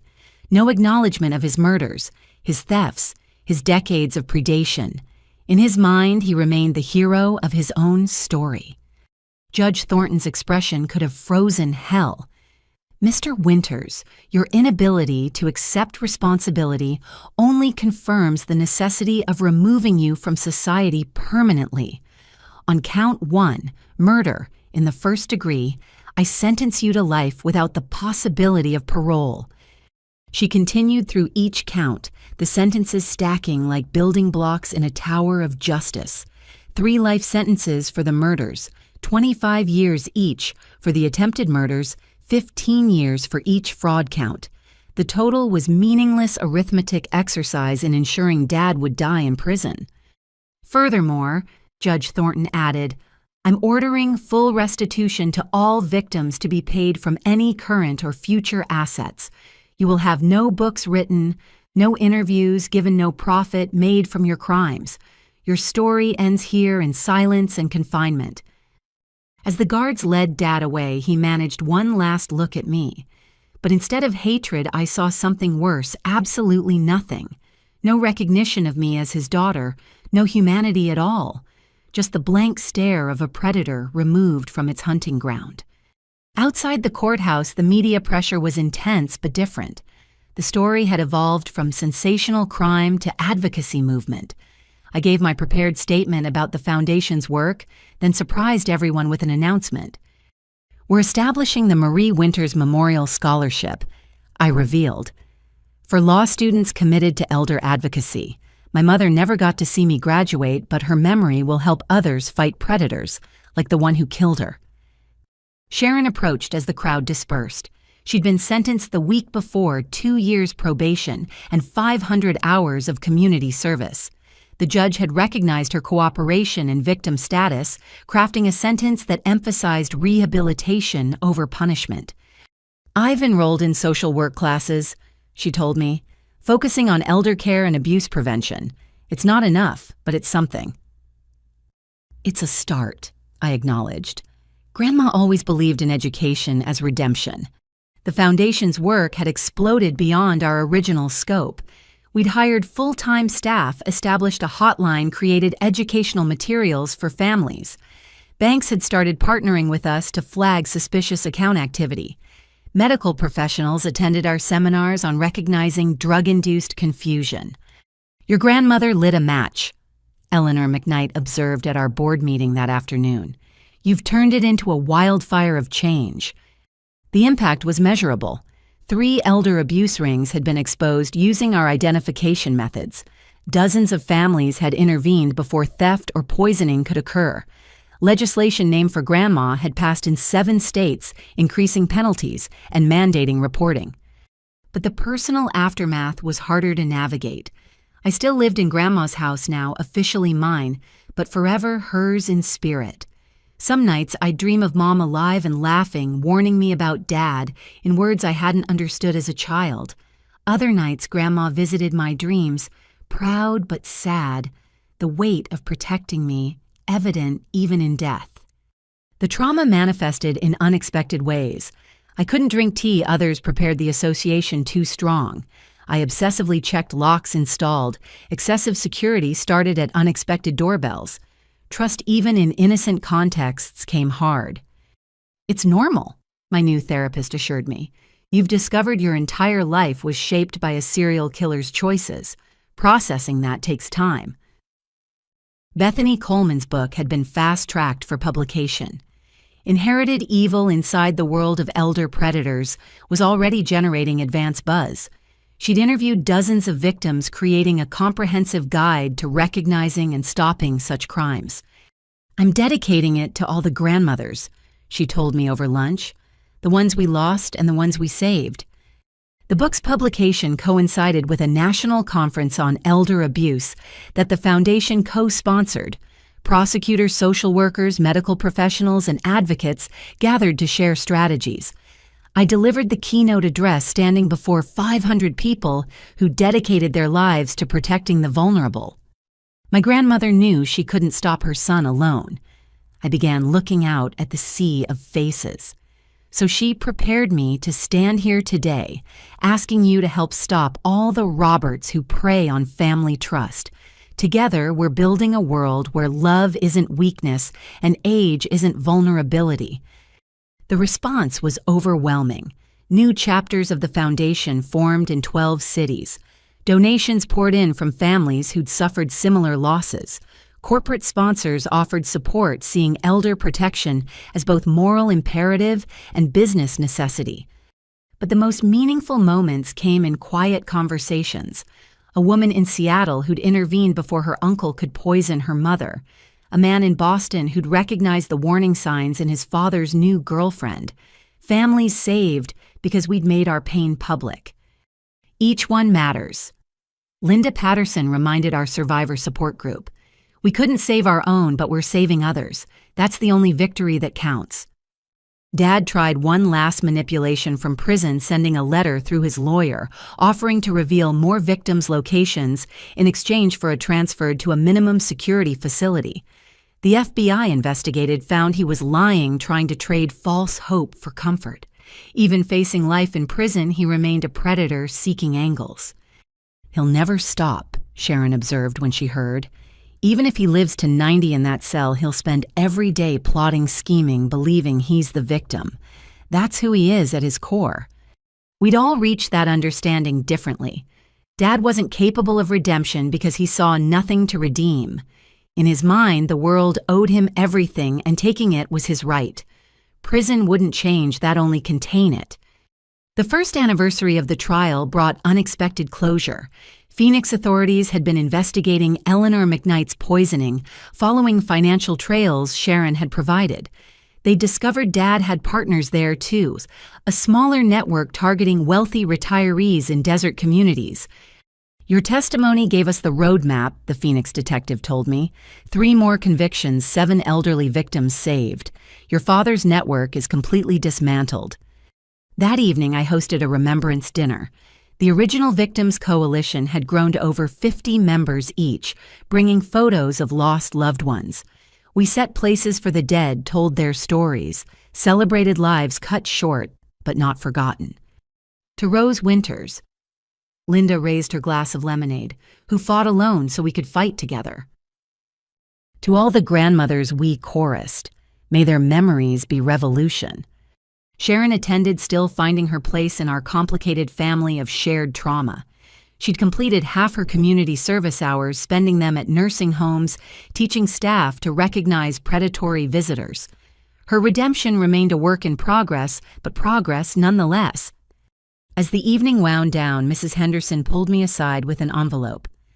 Found this in my garden shed. Rose gave it to me years ago, told me to give it to you when the storm passed. Inside was another letter in Grandma's handwriting. My dearest sunshine, if you're reading this, you've weathered the storm and emerged victorious. I knew you would. You have strength you haven't discovered yet, compassion that turns pain into purpose. Your father took much from our family, but he couldn't take our love, our legacy, our determination to protect others. The house is yours now, not just in deed, but in spirit.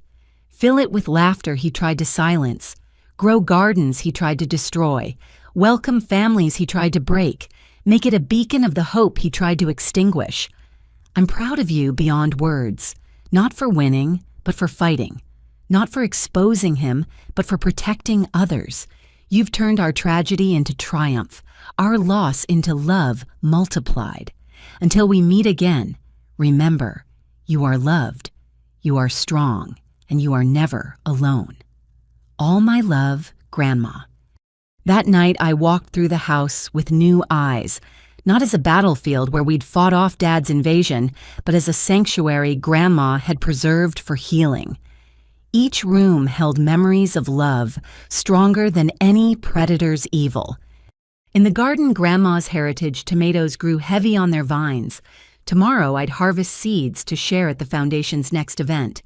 Each packet would carry instructions for growing, but also for watching, protecting, nurturing what the vulnerable entrust to our care. The aftermath continued to ripple outward. Laws changed. Awareness spread. Predators found hunting harder as families learned to watch for signs. Dad's legacy of death was being overwritten by one of life protection and communal care. Standing in Grandma's greenhouse surrounded by growing things that defied destruction, I finally felt the storm truly passing. Not ended, never fully ended while predators existed, but managed, channeled into purpose, transformed from personal tragedy to public triumph. "We did it, Grandma," I whispered to the night. "We really did it." And somewhere in the gentle rustling of tomato leaves, I swear I heard her answer, "No, sunshine, you did it. I just gave you the tools." The aftermath was becoming the after, and in that after, beauty grew from ashes hope, from horror and love from loss. It was exactly what Grandma had planned all along. 3 years had passed since Dad's sentencing when I stood in Grandma's garden on a perfect spring morning. The heritage tomatoes were in full bloom, their vines heavy with fruit that would soon be harvested and shared. The Rose Winters Foundation was hosting its annual gathering, and over 200 people were expected throughout the day. The house had been transformed into a beacon of hope, just as Grandma had envisioned. What once stood as a potential crime scene now served as headquarters for a national movement. The library Dad had wanted to gut housed resources for families suspecting elder abuse. The greenhouse Sharon had planned to demolish grew seedlings distributed to survivors, each plant a symbol of resilience. "The caterers are here," Mrs. Henderson announced, still my faithful neighbor, and now the foundation's volunteer coordinator, "and the first families are arriving." I smoothed my dress, one of Grandma's favorites that I'd had tailored to fit. Around my neck hung her pearl necklace recovered from Dad's trophy collection and reclaimed as a symbol of survival rather than theft. The early arrivals included familiar faces from the trial. Linda Patterson, now the foundation's vice president, had flown in from Tennessee, where she ran our southeastern chapter. Maria Gonzalez brought her entire extended family, 3 generations united in advocacy. Eleanor McKnight rolled up in a wheelchair she no longer needed, but kept for solidarity with those still recovering. "Look at what you've built," Eleanor marveled, gesturing at the banners, information tables, and volunteers preparing for the day's events. Rose would be amazed. "We built it," I corrected, "all of us together." Sharon arrived separately, still navigating the complex dynamics of her role in our community. She'd completed her social work degree and now worked with Adult Protective Services, using her insider knowledge to identify potential victims.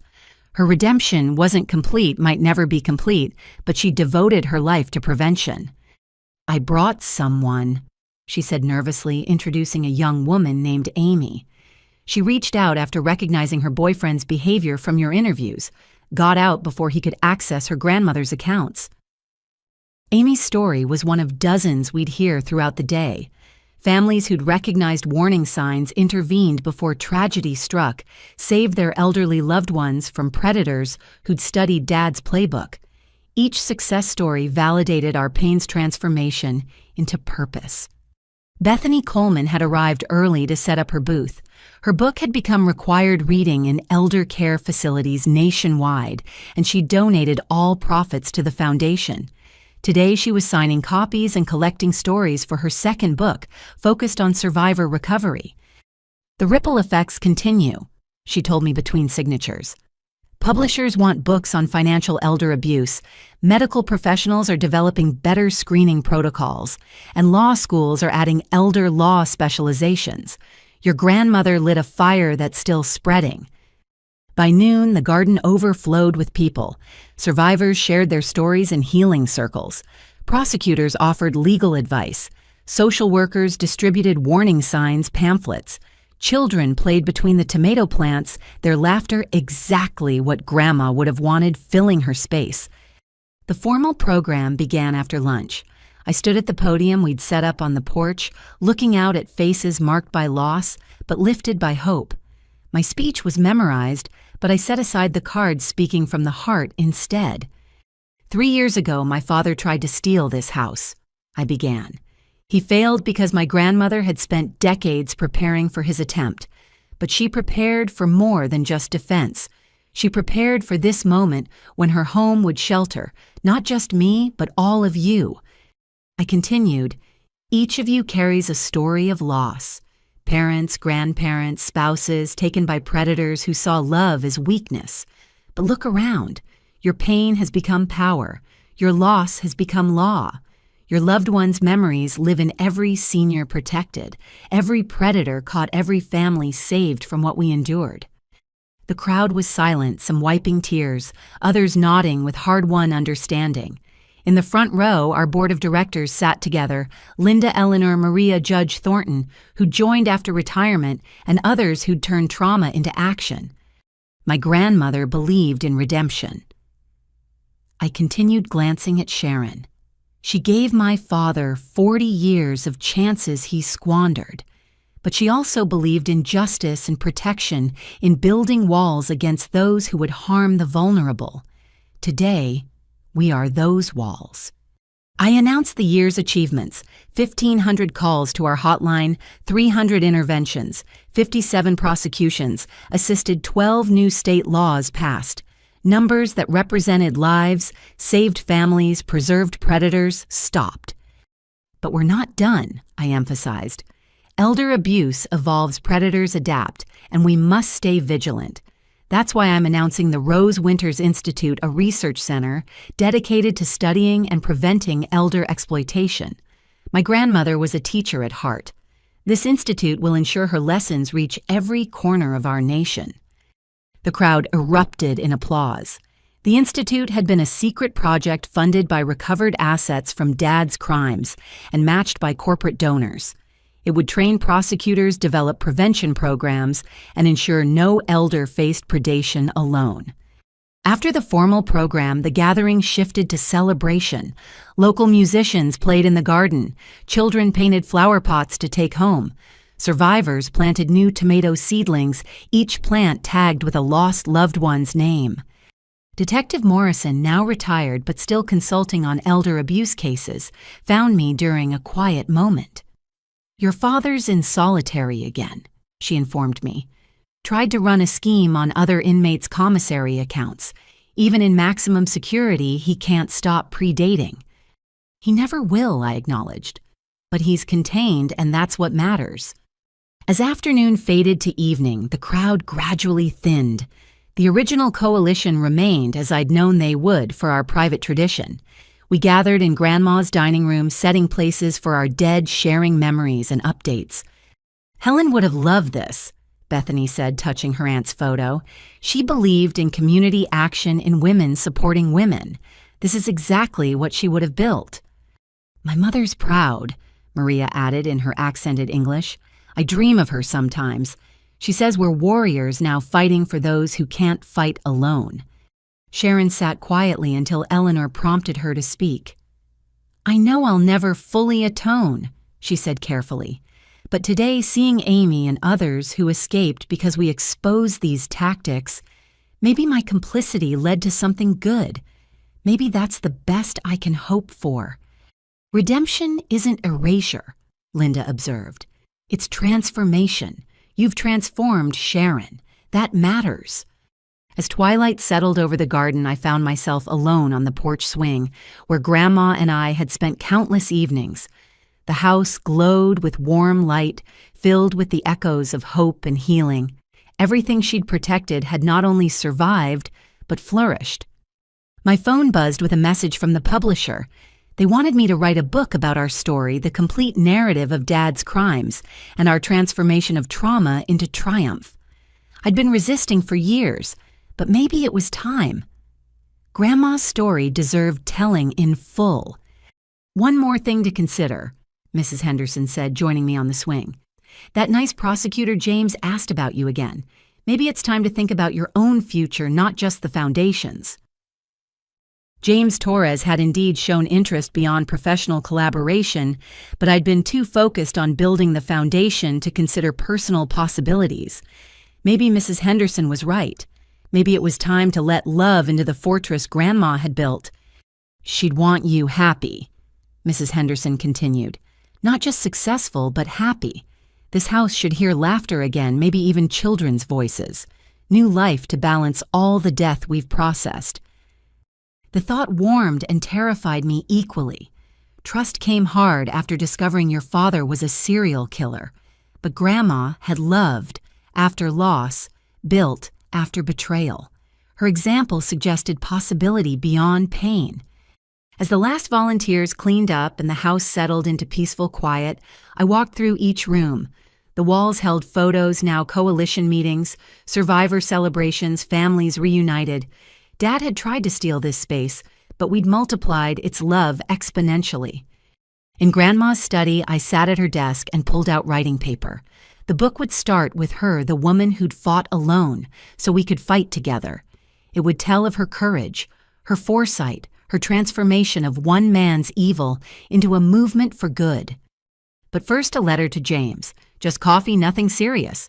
A small step toward the personal life Grandma would have wanted for me.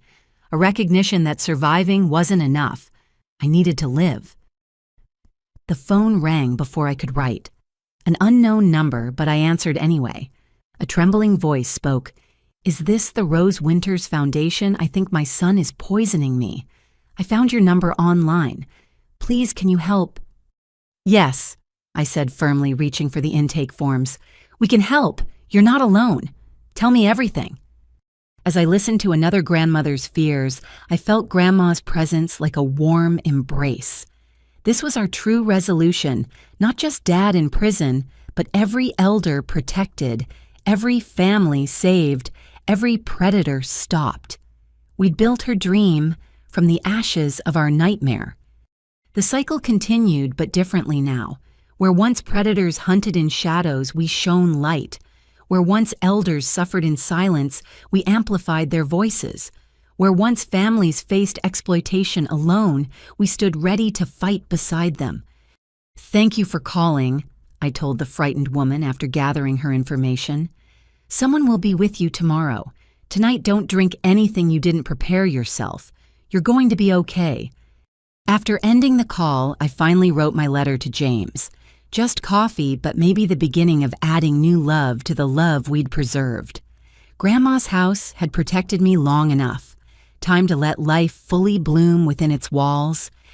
The stars were bright over the garden, the same constellations Grandma had taught me to name. Somewhere I was certain she watched with satisfaction. We'd won more than a court case. We'd won a future where her love multiplied across generations, protecting grandmothers she'd never meet from predators like the son she'd loved despite his evil. "Rest now, Grandma," I whispered to the night. "We've got it from here." The house settled around me with familiar creaks and sighs, no longer haunted by attempted theft, but blessed by successful protection. Tomorrow would bring new challenges, new calls, new families to save. But tonight, in the sanctuary, Grandma had preserved all was well. The resolution wasn't an ending, but a beginning, and that I knew was exactly what she'd planned all along. Life lesson. Sometimes the greatest gifts come disguised as our deepest betrayals. Grandma's foresight taught me that true inheritance isn't about property, but about the strength to stand against injustice. By protecting what she'd entrusted to me, I discovered my life's purpose. Her house became more than walls and memories. It transformed into a sanctuary for healing and justice. Family isn't always who we're born to, but who stands with us when we defend what's right. What would you do if someone you trusted tried to take everything from you? Have you ever had to stand up to a family member who was in the wrong? I'd love to hear your thoughts and experiences in the comments below. If this story touched your heart, please give it a like and share it with others who might need to hear it. And don't forget to subscribe for more stories of courage, justice, and the power of love to overcome even the darkest betrayal. Thank you for listening to my story. Remember, you are stronger than you know, and sometimes the family that matters most is the one you build from shared purpose and mutual protection. Stay strong, stay vigilant, and never let anyone make you feel powerless in your own life.